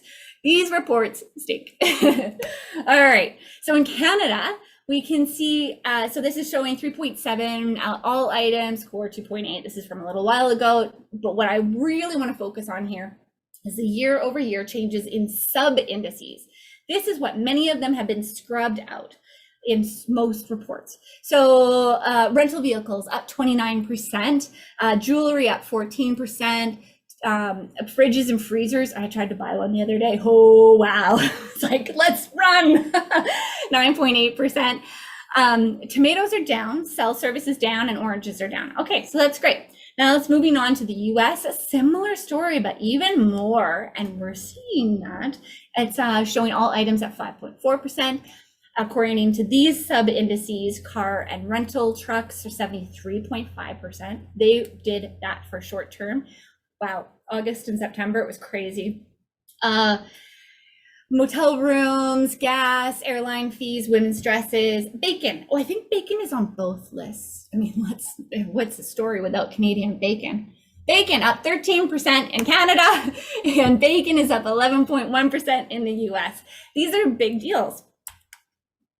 This is my personal story with coat hangers and inflation. So I have a number of short-term rentals across Canada and the US. Vacation rentals. Sometimes I have to resupply them. These are some household goods that I need on a fairly regular basis, not too often, but as I'm sourcing and acquiring new vacation rentals, I've had to purchase and acquire some of these supplies. So on September 21st, I bought 18 coat hangers for $2.62. The unit price was 14.5%. 33 days later, those exact same coat hangers were up 26.7%. You guys have probably had similar experiences with bacon or with whatever, but our US inflation is showing up 5.4%. Now, there is a discrepancy. That you can tell the bad ordered rail cars have been scrubbed, but these bad ordered rail cars are actually our household goods, and that is how we live and what we need to be including. So these are the things that make you and me go, So Canada, is it transitory or not? Well, the expectation is that the inflation is actually going to soar even higher because many businesses are they're quite savvy about what's going on. And now you are too, if you weren't before, which I'm sure many of you were. But we are seeing that the growth is expected to go up 3.6 as of September. It's going to go higher without question. But there are a couple of things that are going on in the background that could help soften this. So here's what you need to know. And what it means is that we need to watch out that high inflation rates contribute to not just rising home prices, but to rising living costs. And we, with regard to the recent migration trends, we're suggesting that Canadians are looking for more affordable places to live. So this might further drive Canadians to really relocate to the East Coast. They're looking for affordability. Canadians are looking for affordability. So East Coast, the Atlantic provinces. For the US, it's that Sun Belt. So the Canadian migration trends are going out into the burbs and beyond, and then also out to the Atlantic provinces. Now, I think it was Stuart who you mentioned earlier. You mentioned the what's going on in Nova Scotia, and thank you all for the props. Yes, go Nova Scotia. And I love Nova Scotia. However, the Atlantic provinces, and I've actually looked at buying in the Atlantic provinces, so I'm just going to give you a quick little, hey, here's a heads up, just look for it. There are some great opportunities in every market. Let's just start there. Yes, it's more affordable in the Atlantic provinces.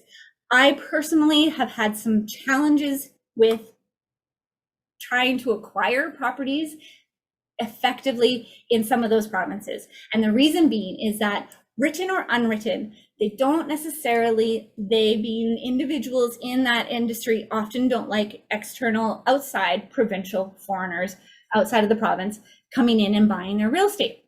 Okay, you'd think she's just biased. Unfortunately, a number of individuals really, really struggled, and they're dear friends of mine. So I am a bit biased, okay? They struggled. I saw it. It didn't look good. And then that was about 20 years ago. So things have changed. One would think. Perfect. Great. So if it's working for you, you're getting in, it's going well, it's going well. That's awesome. However, just yesterday, Nova Scotia announced that they're going to put on a tax for outside investors. That's intra-provincial. So if you're outside of Nova Scotia and looking to invest in Nova Scotia, beware. I don't know what that tax is, but you need to go and look at it. If you live in Nova Scotia, totally different.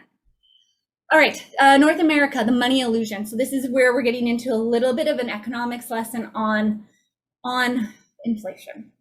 So this is an incredibly researched article, and it is in your, Mike, you're asking what's going on in Alberta.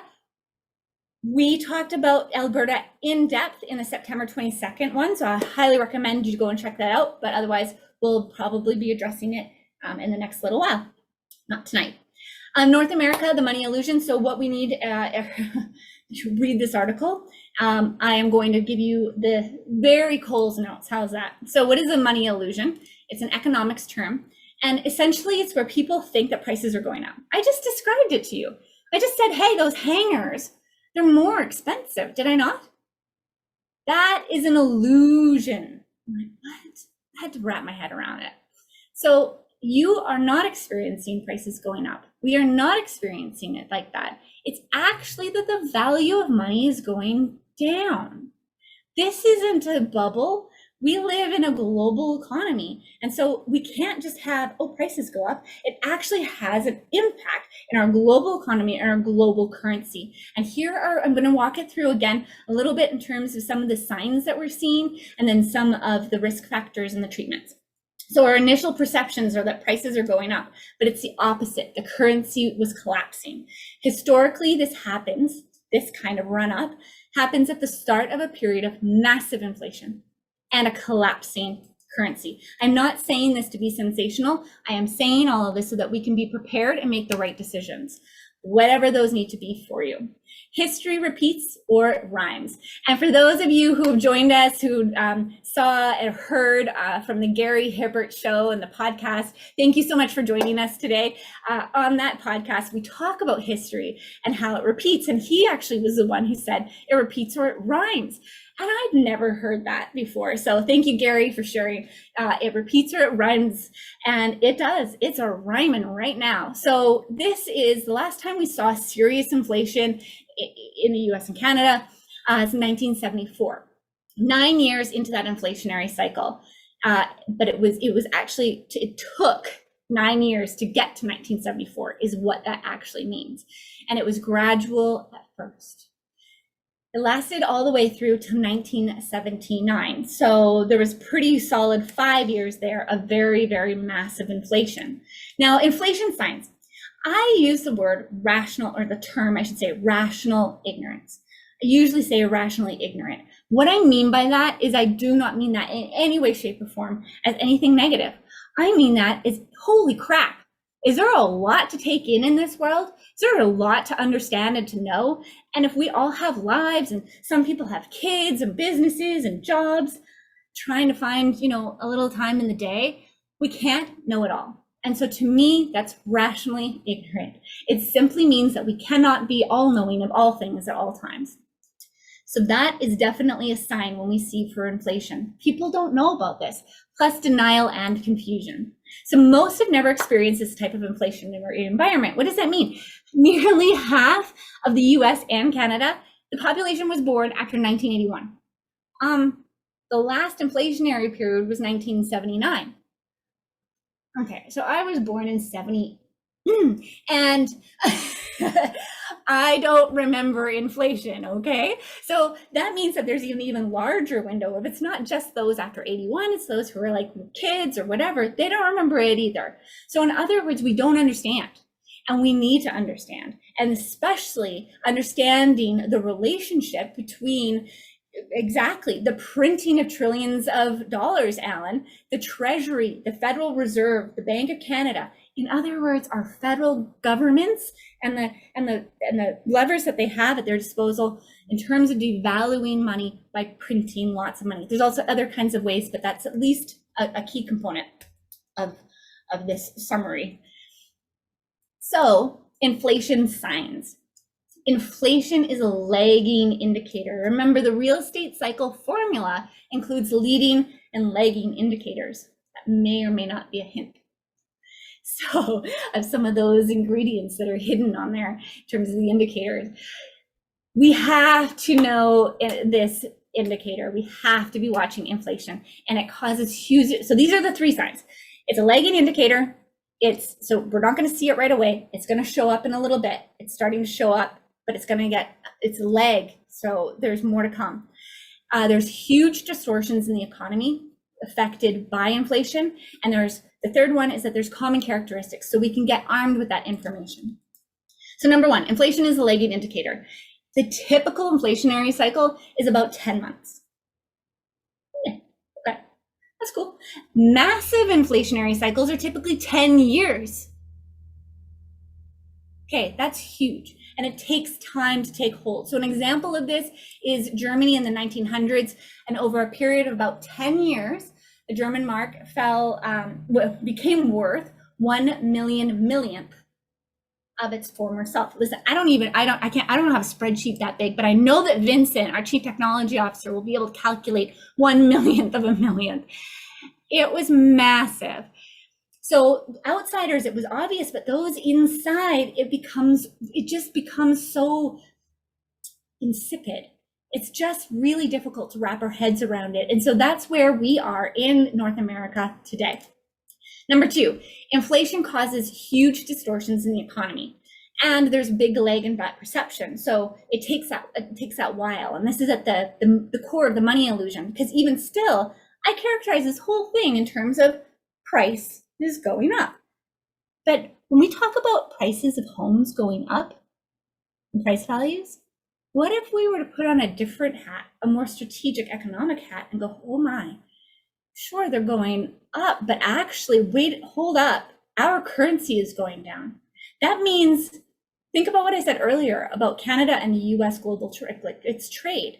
If our value of our dollar is going down, that means against foreign currencies, they can buy our goods, including homes, more effectively, cheaper. So Canada and the US could go on sale, and that includes our homes. So that's another buy signal. It's a crazy different way of looking at it, but it is a buy signal. Wow, I'm getting passionate. All right, so another example of that is in the US in the 1970s, at the same time that stocks are plummeting.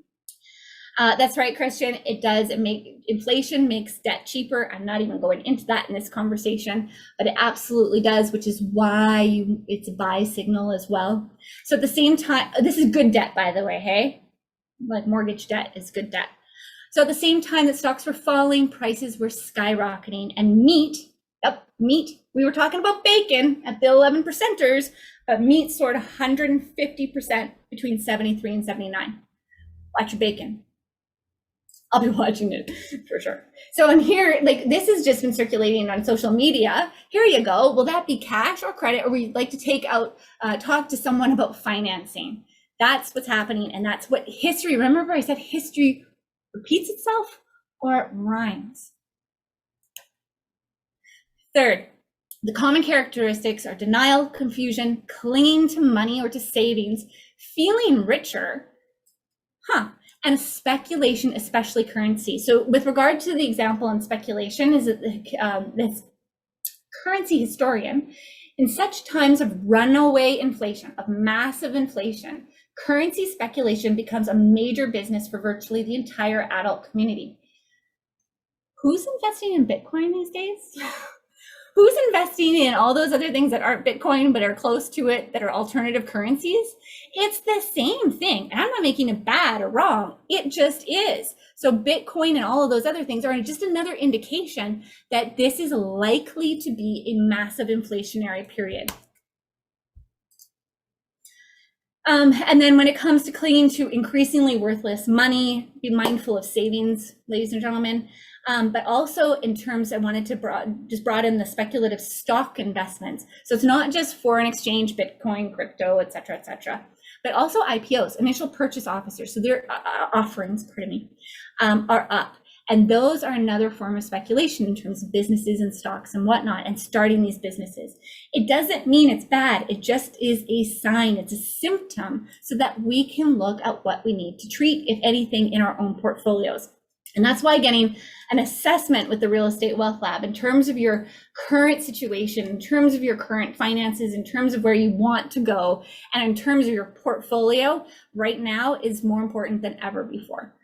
So this behavior is sharing with us that we are potentially in a situation of unprecedented levels, or at least historically a massive inflation and monetary devaluation. So those are the signs of that. What can be done, what to expect. Typically what happens when this occurs is that there's typically more government planned economy, even more, weakened capitalism. So those free markets that I was talking about earlier when it comes to affordability are typically curtailed. There's typically more debt, and that's at the national as well as the provincial, state, and at the budget level, and shortages for everything. So another story about those hangers, for example, is I had to order them online because they no longer were in store. I couldn't get hangers. All right, shortages of everything will continue to escalate. So just be mindful of that. These are all buy signals. So what to do? Consider yourself leaders.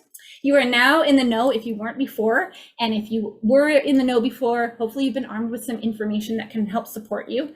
Educate yourself and others. Be prepared and invest in hard assets like real estate. And I want to thank our friends at the BREI Properties for putting this cute, that's not cute, but I mean, I don't do these kinds of things. I'm not that good at graphics and stuff, but putting together this quote card from the Gary Hibbert podcast of quote, this is by yours truly, Jennifer Hunt, real estate is the most stable asset type through turbulent times. Massive inflation is a turbulent time, and it has been proven in history to do that over and over and over again, and particularly multifamily apartment buildings. So if you're curious to know what you need to do, you need to book an assessment with our team and get yourself into real estate. And that's what I've got for you. I'm going to leave you on this note. We're going to take we're not taking a break.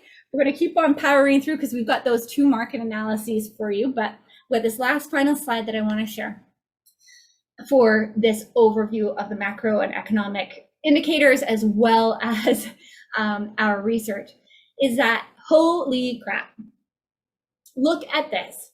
So my master's degree is in news sensationalism and how it impacts democracy. Okay, I do get passionate about news, and it was particularly television news, cable television news. I studied this, and they have had their most watched months ever, like ever.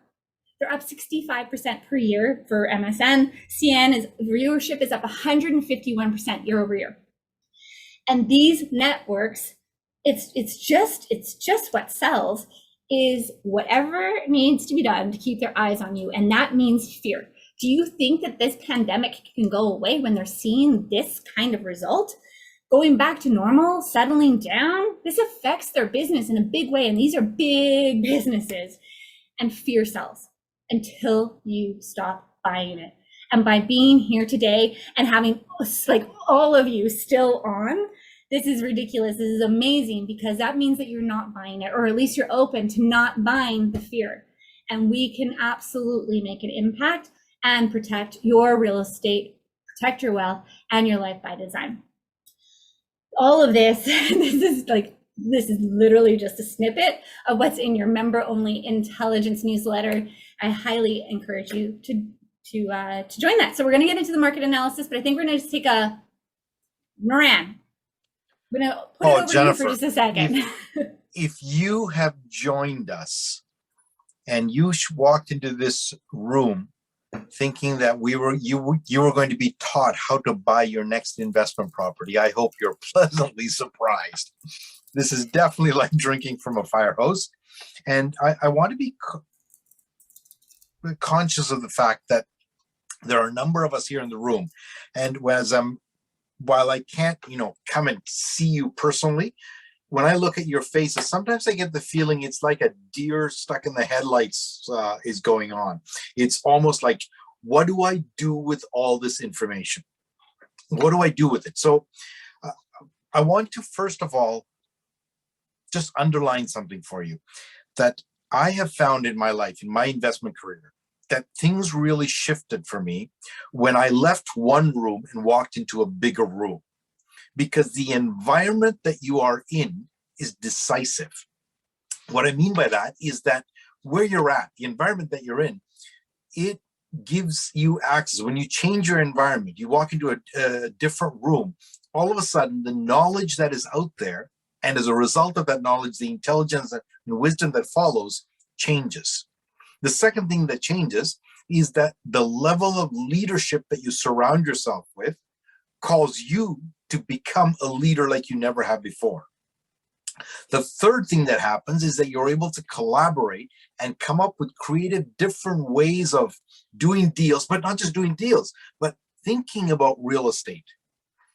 How many of you have had this experience as you're sitting here in the room? And I see Stuart sitting there. He's just chilling in his blue shirt. Stuart, you're looking great, my brother. How many of you have the experience of just saying, man, I never thought about it that way? When you encounter a different way of thinking that leads to different ways for you to engage and results in a different way of being, guess what? Whole new horizons open up for you. So if you're feeling overwhelmed, if you're feeling a little like a deer stuck in the headlights, if you're feeling like, what do I do with all this stuff? You are in the best place you can be. You're in the area of growth. You're in the area of stretch. You're in the area of becoming the leader that you need to become in this space of real estate so that you can really impact change for people around you. So I want you to, if you're feeling overwhelmed, a couple of things that you can do. Make sure you listen to this recording again. And once you've listened to it again, or even after the recording is finished, or after we've finished presenting, sit down just for 5 minutes and just say, what did I learn? Don't ask anybody else, just ask yourself, what did I learn? And then ask yourself this question: what does this mean? What does it mean? What action do I need to take? Or what conversation do I need to have? And then don't leave it there tonight. Put it in your calendar, put it somewhere, and where you are going to hold yourself accountable for executing on it. Because at the end of the day, we can listen to all kinds of stuff and get all kinds of information, but execution is omnipotent. In other words, what is all powerful is not what you hear, it's what you do. So create some actions around it. Jennifer, when you come back in a few minutes, I just want to know whether you could just take 1 minute, perhaps, and just underline for us, what does softening mean? It's a word that you've used and you've explained it once, but I want to make sure it's not missed, because my fear is, and my experience tells me, that when we use the word softening, sometimes people take it and they think softening means there's going to be deals. I'm going to buy the $800,000 house for $200,000 off. And for other people, softening can mean just that I can find one extra property that might fit my portfolio. So I'd like you to talk just a little bit about what that word softening means. I think maybe I'll address it now, Niran. That's sure. good. Go for Yeah, it. let's have a dialogue about it very briefly. So a softening is a form of a contractionary real estate cycle period. However, in what we would normally expect at about this time, back in April 2020, GDP fell off a cliff. About a year and a half to 2 years later, that means property prices are impacted. So we expect those property prices to also soften, go into a contractionary phase, not be as high. But there are so many other factors that are just amazing, and you've got to stick around to the Real Estate Wealth Lab to find out, that are really bolstering these prices, that it is going to be, we are expecting a softening, but it's not going to be fall off. It's not even going to be a fall off the cliff. It's not even going to be really feeling like a contraction. because there are so many other factors like supply, like the immigration population from 2017 and 2018. That So, is huge. Jennifer, what you just said about softening being not, we may not even be able to feel it. So tell me if my language around this captures what you're talking about. For me as an investor, when we have softening, what that means is that I have the capacity or an increased percentage chance of finding a deal that is going to work. So I need to be extra vigilant and hunting for it. It does not mean that the market prices are going to crash. Correct. Very well said. It means that you need to be extra vigilant. They might go down a little bit, but really, with it being such a short window here, just get in there, be a hunter, and buy. This is a buying time. And even if you buy it and it's like, yeah, you got it. You well said, Niran. Thank you. Perfect. Thank you very much, Jennifer. Now, before you come back in and speak to us about Vancouver and Kelowna, I just want to ask all of us that are here on this call. I'm, one of the questions that we often ask people that engage with us is, what would you like to see us address? But I want to respin that question. I'm wondering whether you could just throw, if you know an answer to it, just throw it in the chat right away. I'd like to know, those of you who are investors or looking to invest, you are seasoned investors, I want to know, what keeps you up at night? What's the thing in your investment portfolio that, it's kind of like sits in the back of your mind and it's always pressuring you, but you're ignoring it? I'm curious, what keeps you up at night? What are you concerned about? Throw it in the chat for me, will you? And because we want to really be able to present and connect with you the way in the area that we think that you are really struggling with. There's a conversation that I have, and then there's a conversation that you're having. I want to hear your conversation. Perfect. Look at this. Housing inventory, interest rates, government regulations and taxation, closing obligations. Thank you. And if there's more stuff that comes up for you, lack of knowledge about talking about the Great Reset. Thank you, Don. And Don is I'm picking on Don here, but Don's been messaging me on my phone, telling me what a great session it is. A number of you have reached out to me on the phone. Feel free to put that stuff in the chat too. We're happy to take it on the chat as opposed to privately. But thank you so much. Jennifer, are you ready to rock and roll with Vancouver and Kelowna? You bet. I think I am. And thank you so much. Oh, well, thank you, Richard. Hey, I appreciate it. And the whole team, we really appreciate your feedback. So thanks, Niran, for asking for it. Because you don't get what you don't ask for. So yeah, bring it on. It helps us feel good and keep going. So yeah, as Niran mentioned, please feel free to put those kinds of comments in there that, first of all, keep you up at night. And secondly, that keep us going and provide you with the information that you'd like. And whatever that might be, we're here for all of you for next level investing. So yeah, I'll take it away and get into the market analysis for Vancouver and Kelowna. So these probably I've allotted 40 minutes, I think, for them, but I don't think that they're going to take that time. I wanted to leave some time at the end to end on time and be our word, and also to allow for some questions and answers. So the market analysis. All right, GDP. So as we do, this is the same kind of component of real estate. Excuse me. The real estate cycle formula and how we generate wealth through it. So we need to look at all of these indicators. GDP is a leading one, and this is what's going on in Vancouver. So we start at that Canada level and then at the British Columbia level. And these are based on a number of different sources.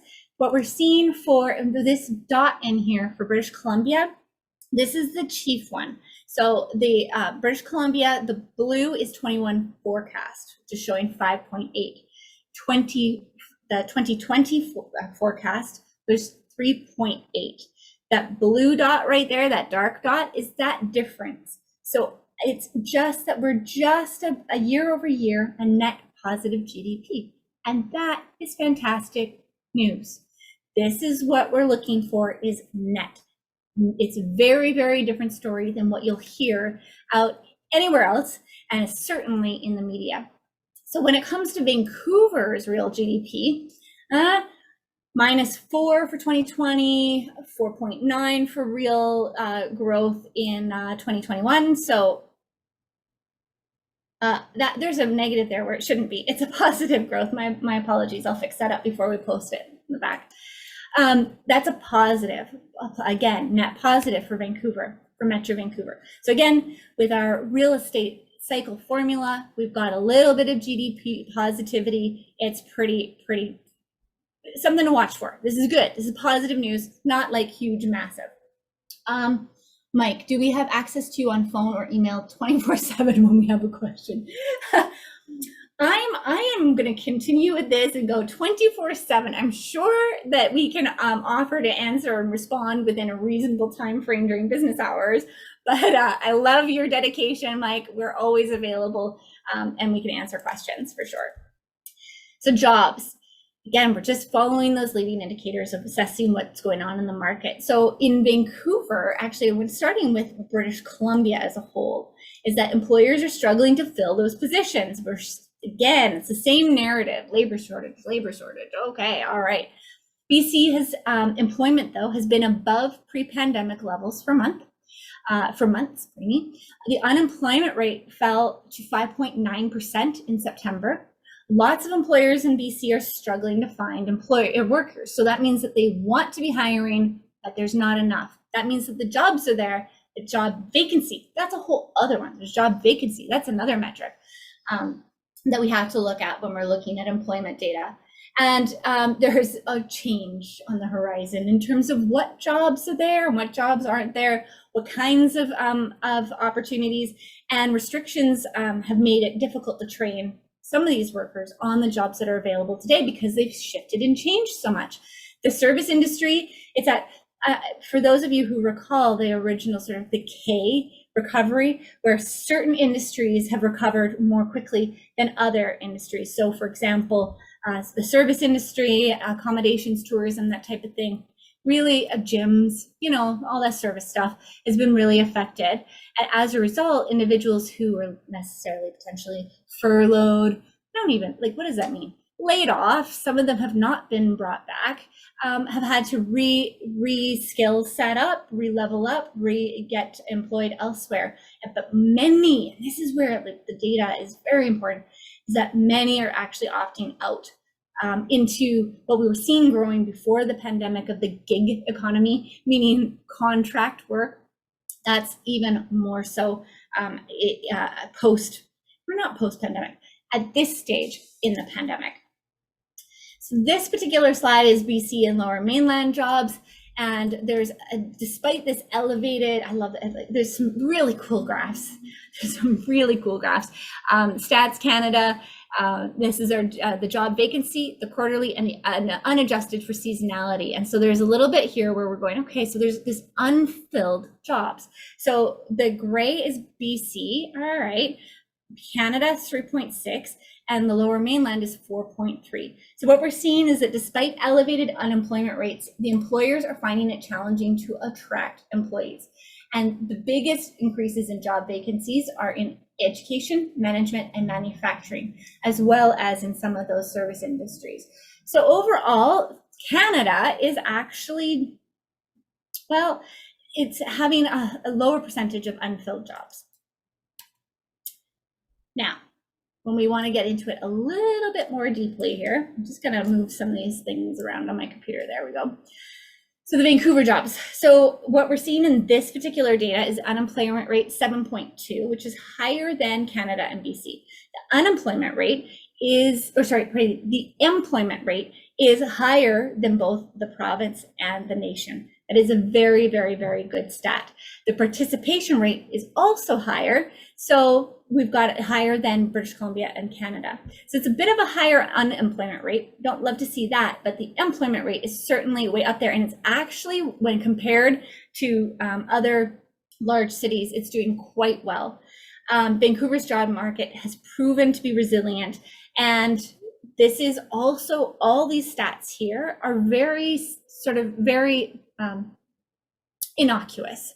They're very indicative of a very diverse workforce, workplace, diverse economy. So none of these numbers are sticking out as anything to be very concerned about.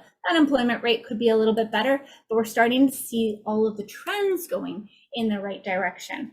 And so where it comes to the Metro Vancouver jobs, employment, we're seeing 1% higher than it was prior to COVID-19.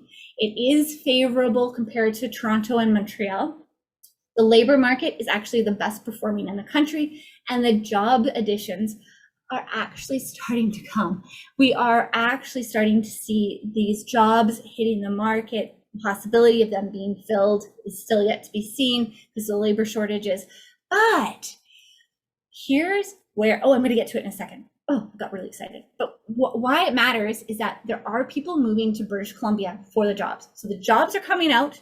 They're coming on, they've got a pipeline, and people are coming and moving to British Columbia. So that means that that's going to support the economy really, really well. And Metro Vancouver is leading the pack.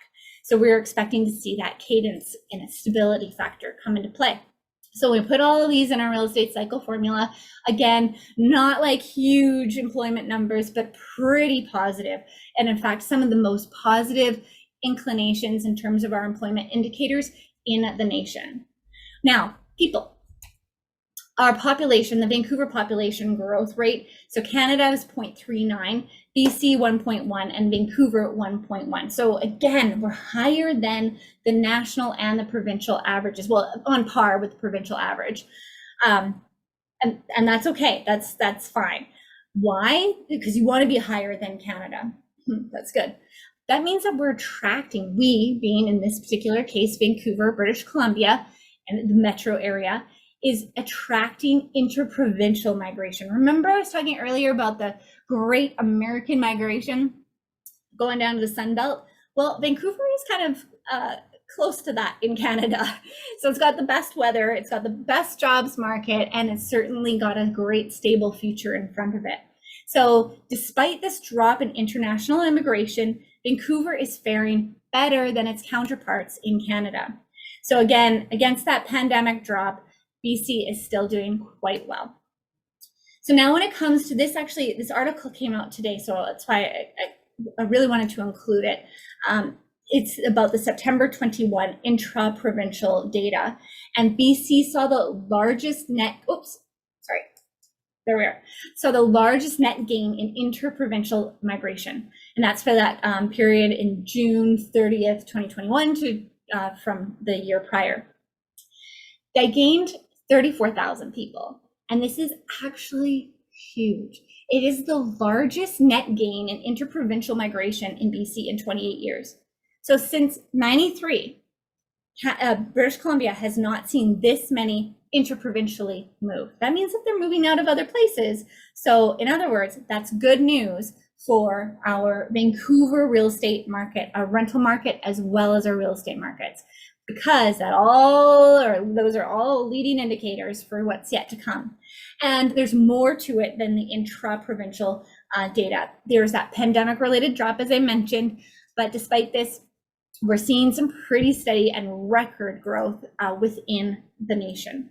So again, where we are, the population drop, but to hit all-time record highs on migration patterns within the nation, that's important. And something, remember I said those trends that we've got to look at, that is a trend that we have to look at and see how much more it's going to go that way in support of that particular market. I'm going to go back to this. So what you should be seeing and feeling right now is okay. Like there's some robustness that's going on in the Vancouver market that I might not have necessarily been able to put into quantify it as much. And that's why with our market analysis on a regular basis at the Real Estate Wealth Lab, providing you these actual kinds of statistics so that you can start to see the trend. And I'm going to show you some more when we go into the next components. These leading indicators that I'm showing you data on regularly, because the minute you start watching metrics on a regular basis, You see and identify trends that you would never have seen before. And that is precisely next level investing. So when we look at this, we're seeing, okay, so GDP is up.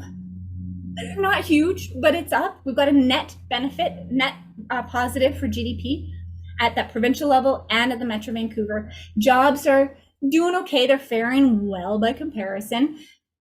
Immigration was off a cliff, but the migration was up. So it's down, but it's not as precipitous as other locations. So we're seeing some of this in the marketplace. Not huge, but enough that it's going to affect the duration of this real estate cycle formula. And in other words, this is going to, after it softens, just because it just doesn't have to, but it's likely, again, there's going to be a little bit of a buying opportunity in the next 6 months or so. And then these are going to take hold, and we're going to see a long economic recovery that's going to bring us into a long stabilization period and then expansionary period in our market. So these rental stats are actually based on information, those leading indicators from yesteryear, from from the beginning of the pandemic. And they're just on schedule, exactly as we would have expected and exactly as expected. So year over year, yeah, they were up. Those rents were up for sure, because we expected that, because previously rents were based on a different metric. They were different indicators that were from 2019, and those were definitely targeting upwards. But now we're starting to see that softening in the rental market, that just coming down just ever so slightly on your month over month rents. Now, it's important when it comes to rent is that you want to look at both year over year and month over month, and particularly as a rental housing provider, when it comes to actually doing your market research of what to put your rent at, you need to know the month over month amounts. So we're expecting that softening in the short term, as I mentioned. Another little bit with regard to rents and vacancy is that vacancy is up at 2.6. Not that long ago, it was less than 1, like a couple of years ago, less than 1. So we're seeing that vacancy is definitely up. This is all just in line with what we would expect from a pandemic with these kinds of proportions. And that rental market it softened slightly, and it will stabilize up. The real estate market, on the other hand, want to get into that just a little bit as well, is these numbers, the Metro Vancouver residential sales. So we've got sales here, 2021. This blue line over here. This is just the September data, so you can see. And these sales activities were elevated above the 10-year average, and interestingly, above 2019. But it's not when you start looking at the data and those leading indicators and how they affect it. This is right on par, absolutely right on par. So the listings are going to follow the long-term averages, and so that's where we're seeing that it's above, okay, sales activity. I'm going to talk about listings in a second. So the recent sales decreased 13.6 from the same period in 2020, and a decrease of 0.1% from the same period last month. Softening contraction. I'm so glad that Niran had me explain it earlier, because what does that mean? And it really is that we're going to see a softening in our real estate. It's we're starting to see it in certain markets for sure, and in certain asset types as well. But it will be short, and we're expecting to have these other factors come into play, like politics, like policies, like the lack of supply, like long-term immigration trends and how they have a lever on everything. So all of this is very important for us to truly be deciding and distinguishing our behaviors on. So when it comes to our active listings, the active listings are down massively. Look at that 10-year average, and our active listings are down 29.5%. That's 27% below the 10-year average. So, okay, I really want to get this in a different way. When I talk about sales and I talk about listings, in many regards, I kind of don't care because I want you to actually have been planning this for 2 years prior, that you know that this is going to happen. And the reason for it is that we should be aware that this is exactly as scheduled. When we talk about listings as well, these are our supply. So supply is new homes, it's new builds, they're listed, they go on the market. when it's also old inventory. It's everything. And so we haven't seen that sort of similar intensity in the markets, and people are just not listing their homes. There's nothing to sell. But in addition to that, there's no new inventory. The inventory that is expected in the Metro Vancouver area isn't expected to be online. Some of it's come on, but we've got Brentwood and Lougheed malls and Metrotown expansions that haven't come online yet. And those are a ways away. So as we watch for new inventory, that's cool, but we have so much to satisfy. And as a result of a lack of supply and an increasing in demand, our average prices are basically going to stay the same. Even though I'm saying there's a softening, with that little supply, with that kind of demand, with that kind of population coming into Vancouver, even without immigration, that squeeze, remember earlier I put on an appealing squeeze, that kind of scarcity is just going to put upward pressure on prices.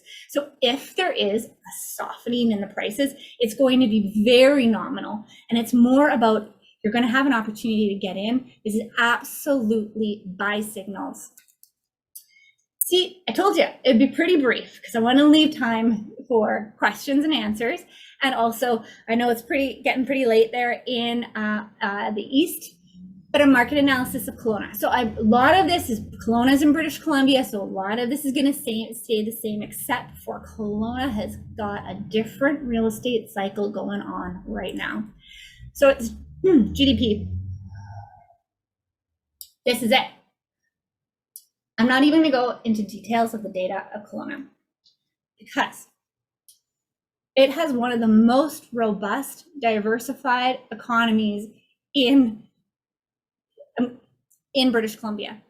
I've been researching. I actually just bought in Kelowna as well. My family lives there. I know the economy really, really well, and it is tech, hot, construction, expansion, construction, building, permits, zoning, you name it. It is just being run for the ride. So that means, though, that because of where it is in its cycle, it is I'm getting ahead of myself. But anyways, here you go. I'm going to give you the conclusion. So it is at the top of its expansion, and it is definitely going to go again through that little softening. But if things continue the way it is and its economy is just on fire, it's super diversified and it's incredible, we are going to have and see continued great things for Kelowna for a long term. For the jobs, just how it's different is you can see the unemployment rate is slightly lower than Vancouver at 5.7. The employment rate is also lower, 59.2, and the participation rate 62.8. So Kelowna has one of the lowest unemployment rates in Canada. That's very good. And it's on top because its economy is buoyed by these incredibly diverse, growing like wildfire, innovative companies. Very, very interesting times for Kelowna. And so this is what it looks like in terms of where it's plotting. Okay, we're seeing some good things in the Kelowna GDP and jobs market. So when it comes to people, whoa. Remember I said Vancouver was looking good at 1.1? Kelowna's population growth rate, 2.0. This is huge, and it's growing more and more. It's higher than Toronto, it's higher than Vancouver. It's incredible right now. During the depths of the pandemic, when things were on pretty tight lockdown, they were actually in the midst of putting in, to accommodate work from home measures, they were actually, Air Canada put on new flights from Toronto to Kelowna. People are working from home in Kelowna, and it's absolutely increasing in droves. So again, there's a pandemic related drop, but despite it, Kelowna's population is growing. It's attracting a young population as well, which is relatively important in terms of what to expect from the economy. And here we are with a little bit of a drop because of the pandemic, because of immigration, but it's still attracting a lot of that intra-provincial migration. So that's fantastic news for Kelowna, for its for bolstering where its rental and real estate markets are going to be in the next couple of years. But because of these softenings, remember, like 2%, okay, sure, GDP, it's like these net, like they're good. This is going to be a long-term expansion. Again, it's got to soften just a little bit, most likely at any rate, for a short amount of time, just because of the booms and all of this. And these are cycles. That's what cycles do. Even though it might not make sense because of all these other indicators that are showing, well, it should be strong. That's the time when it softens. That's how these real estate cycles just happen to unfold. So the rental market, apartment rents in Kelowna are going crazy.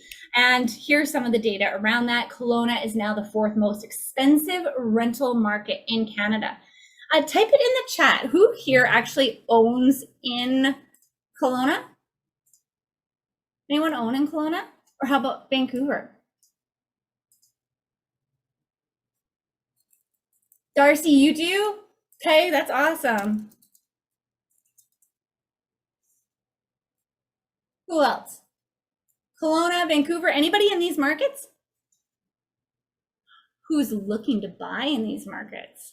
Yeah, that's a different question maybe for you.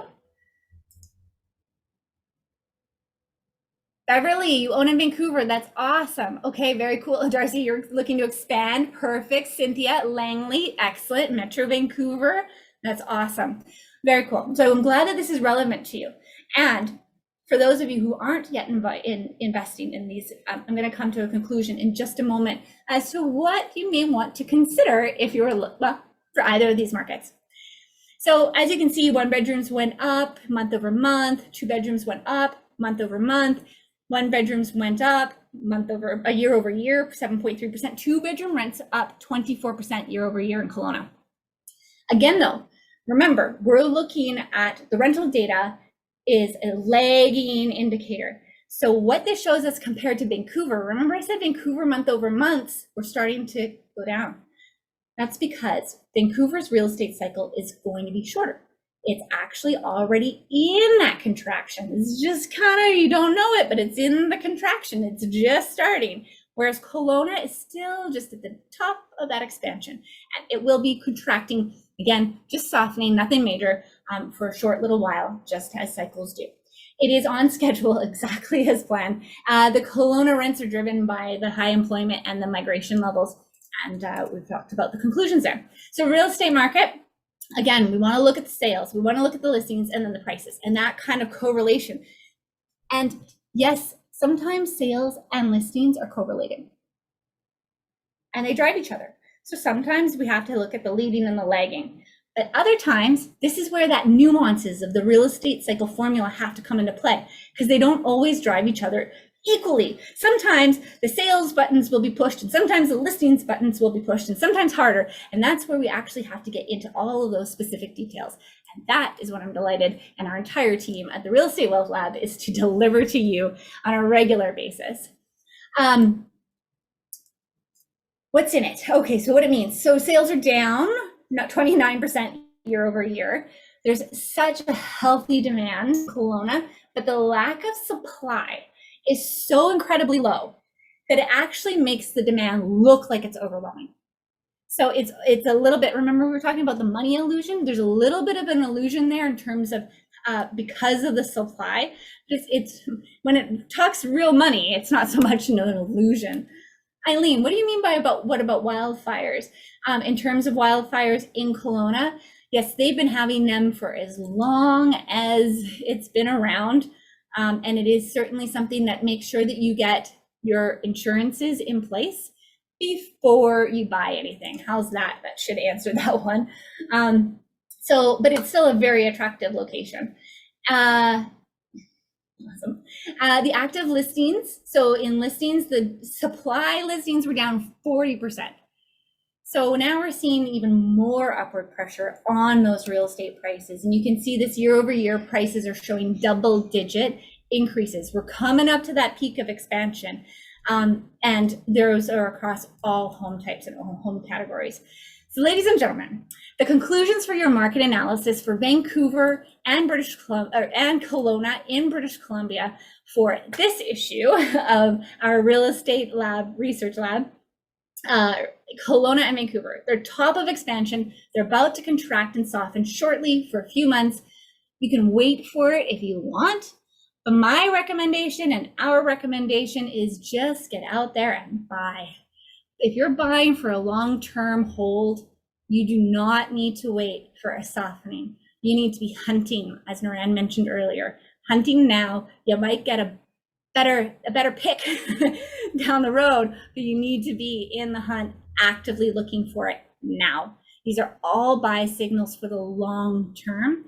These markets will expand and expand nicely. Kelowna will appreciate. I know all of you folks, are asking, oh, where can I get the best ROI? Well, Kelowna will appreciate more, and it will appreciate faster. However, as much as we love Kelowna, and yes, I bought in Kelowna in the spring, but I also bought in downtown Vancouver this fall. So I'm putting my money where my mouth is. I like to have in different markets. I like to be geographically diversified. I need to know my markets, all of them, intimately well as that neighborhood, all of that. But I do like to be geographically diversified so that I can pull and play, and so that you can as well. So Kelowna will have a higher return on investment, but it is not as safe or risk averse, mitigated, I guess, if you will, over the long term. There are a couple of little pieces that can still come and play in Kelowna, but I love it. That doesn't mean don't do it. Vancouver, it will have less of an appreciation over it just will. It'll take longer. There you go. It will appreciate. It just might take a little bit longer, but over the longer term, it's a lower risk market, and it will have a higher draw over the long term for population, for employment, for GDP, for expansion. And it's the hub of Canada's West Coast. So there we are, ladies and gentlemen. I think that brings us to the end. Oh, of course, what markets do you want? And I address the Atlantic provinces and outer provinces and taxes and complications.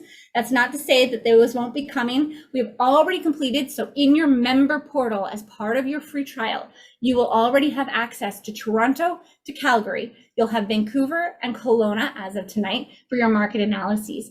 We're doing US as well, and of course, all of the macro and microeconomics and just regular old research. But there you are, ladies and gentlemen. Please let us know what markets you would like. And ladies and gentlemen, that is real-time data, real-time analysis, real-time insight, next level intelligence. So thank you very much. And now we'll go for some Q&A.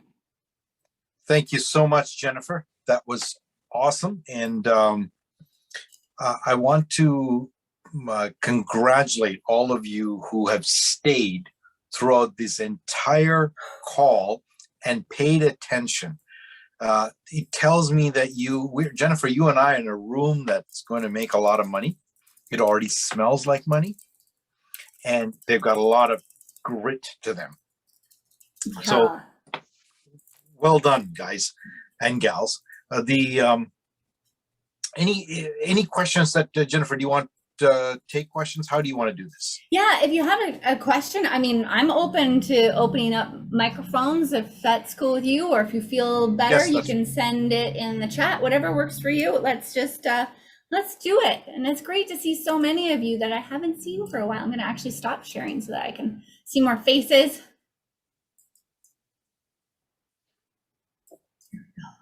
Any questions? Perfect. That was a lot. So if you have a question, throw it in the chat or raise your hand.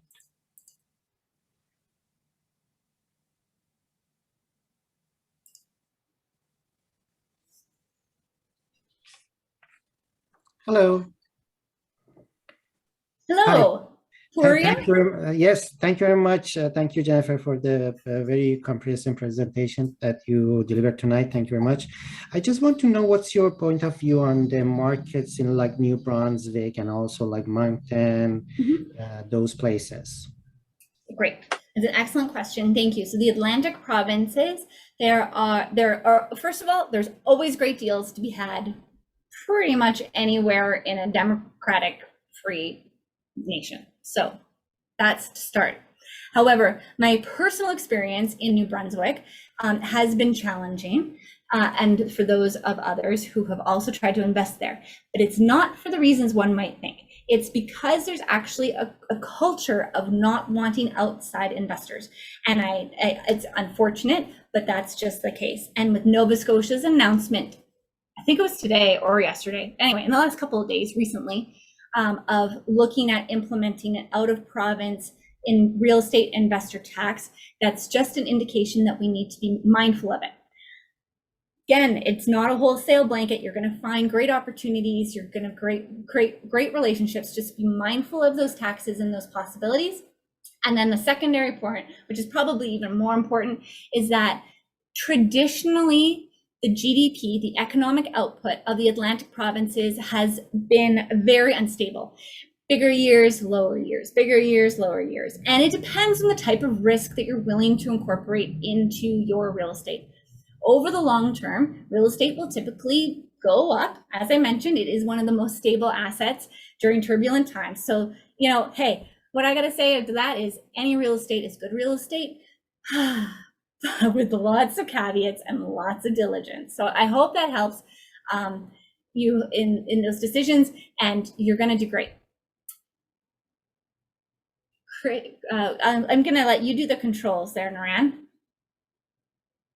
Or sure, or maybe our back office would do the same. But is there anybody else? I see Christian and I see Mike. So Christian, right. You're unmuted. All right. Oh, this is an easy question for you, Jen. So that's nice. Well, it's good to see you. Good to see you as well. So now you referenced vacancy rate data a number of times, and I believe CMHC's report for October 2021 isn't yet published. So are you referencing October 2020 vacancy rate data, or did you have another source that you're using? It wasn't CMHC vacancy data. No, it's behind the times a little bit. I'm gonna have to go back and check. Why don't I pop that to you? Yeah, that's fine. I'm curious. So. Okay.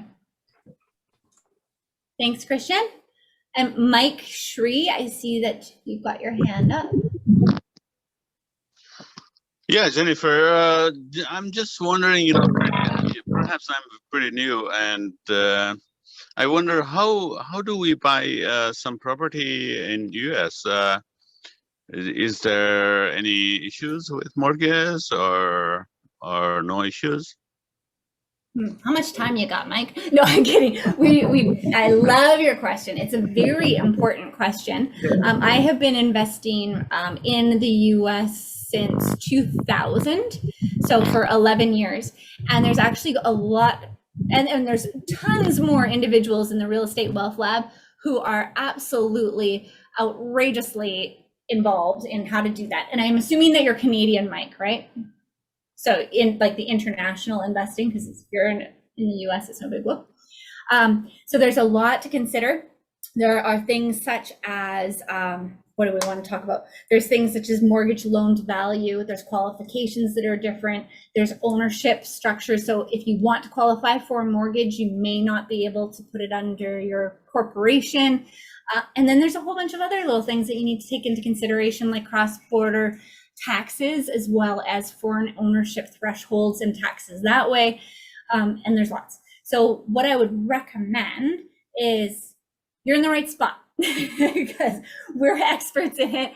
I've actually, and there's lots of ways that you can do it with partners, you can do it with REITs, you can do it with whomever, and that's one way as well. So my recommendation is email us, info@realestatewealthlab.com.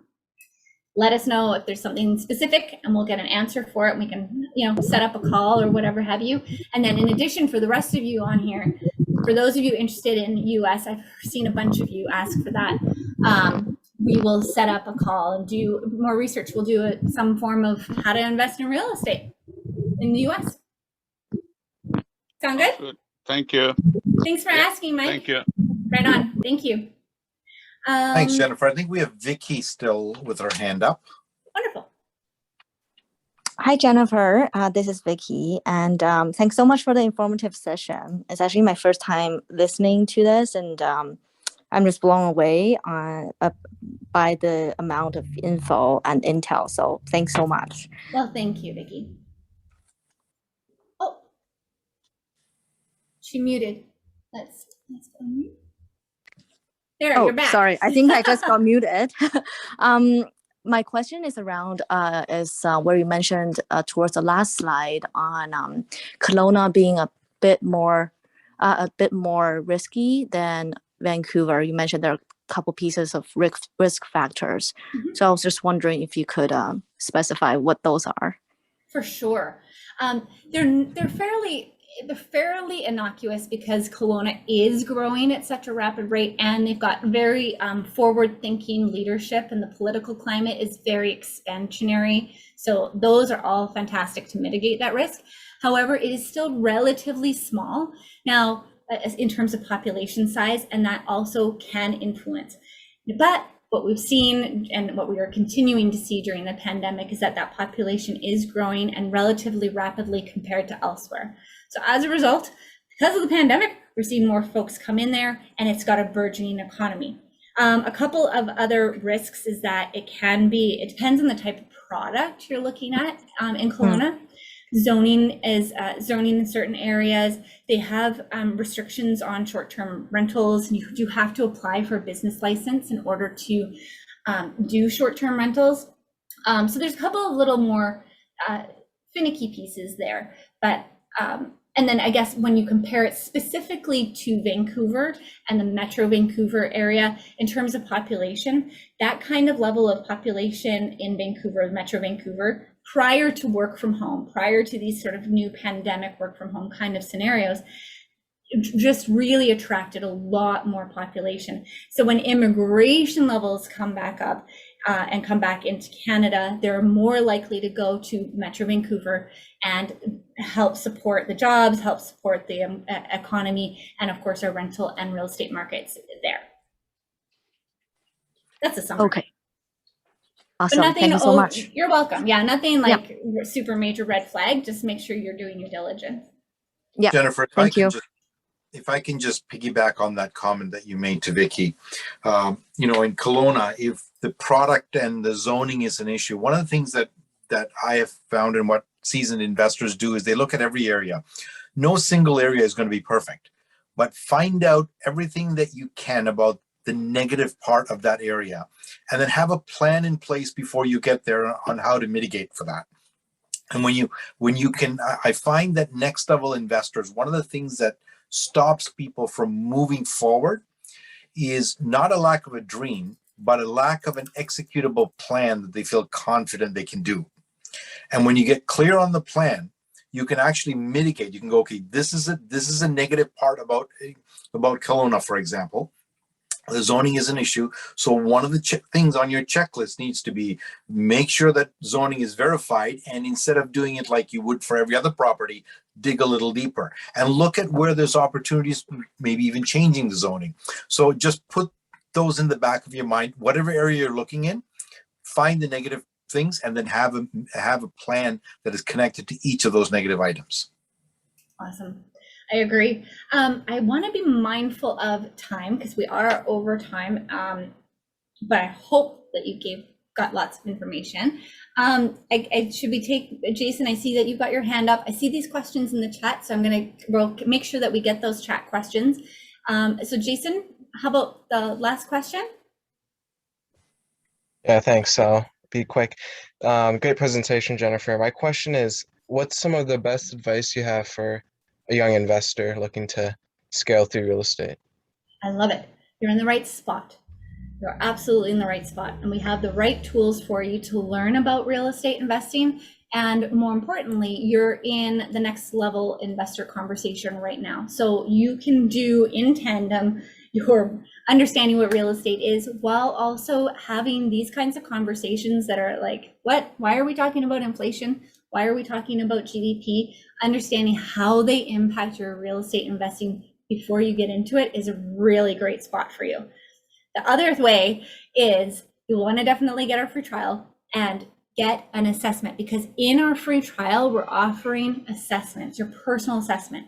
Why do I ask you to do that? Why do I recommend it? Because many individuals, when they're first starting out, me included, I thought I needed like 100 doors, at least thousands actually. I mean, I really thought I had to just friggin' give it. And the reality is when I actually do the math, and you're going to do the math, Jason, you're going to go through an assessment and you're going to go, this is where I am today. This is where I want to be in the future. This is, and we're going to guide you through it. This is the path to get there. And you may find that you don't need nearly as much real estate as you thought you did. And that should be like a lift off of the shoulders in terms of like stress, but then it gives you an opportunity to grow if you want to. So that's where I recommend definitely get in touch with us for sure and get that assessment.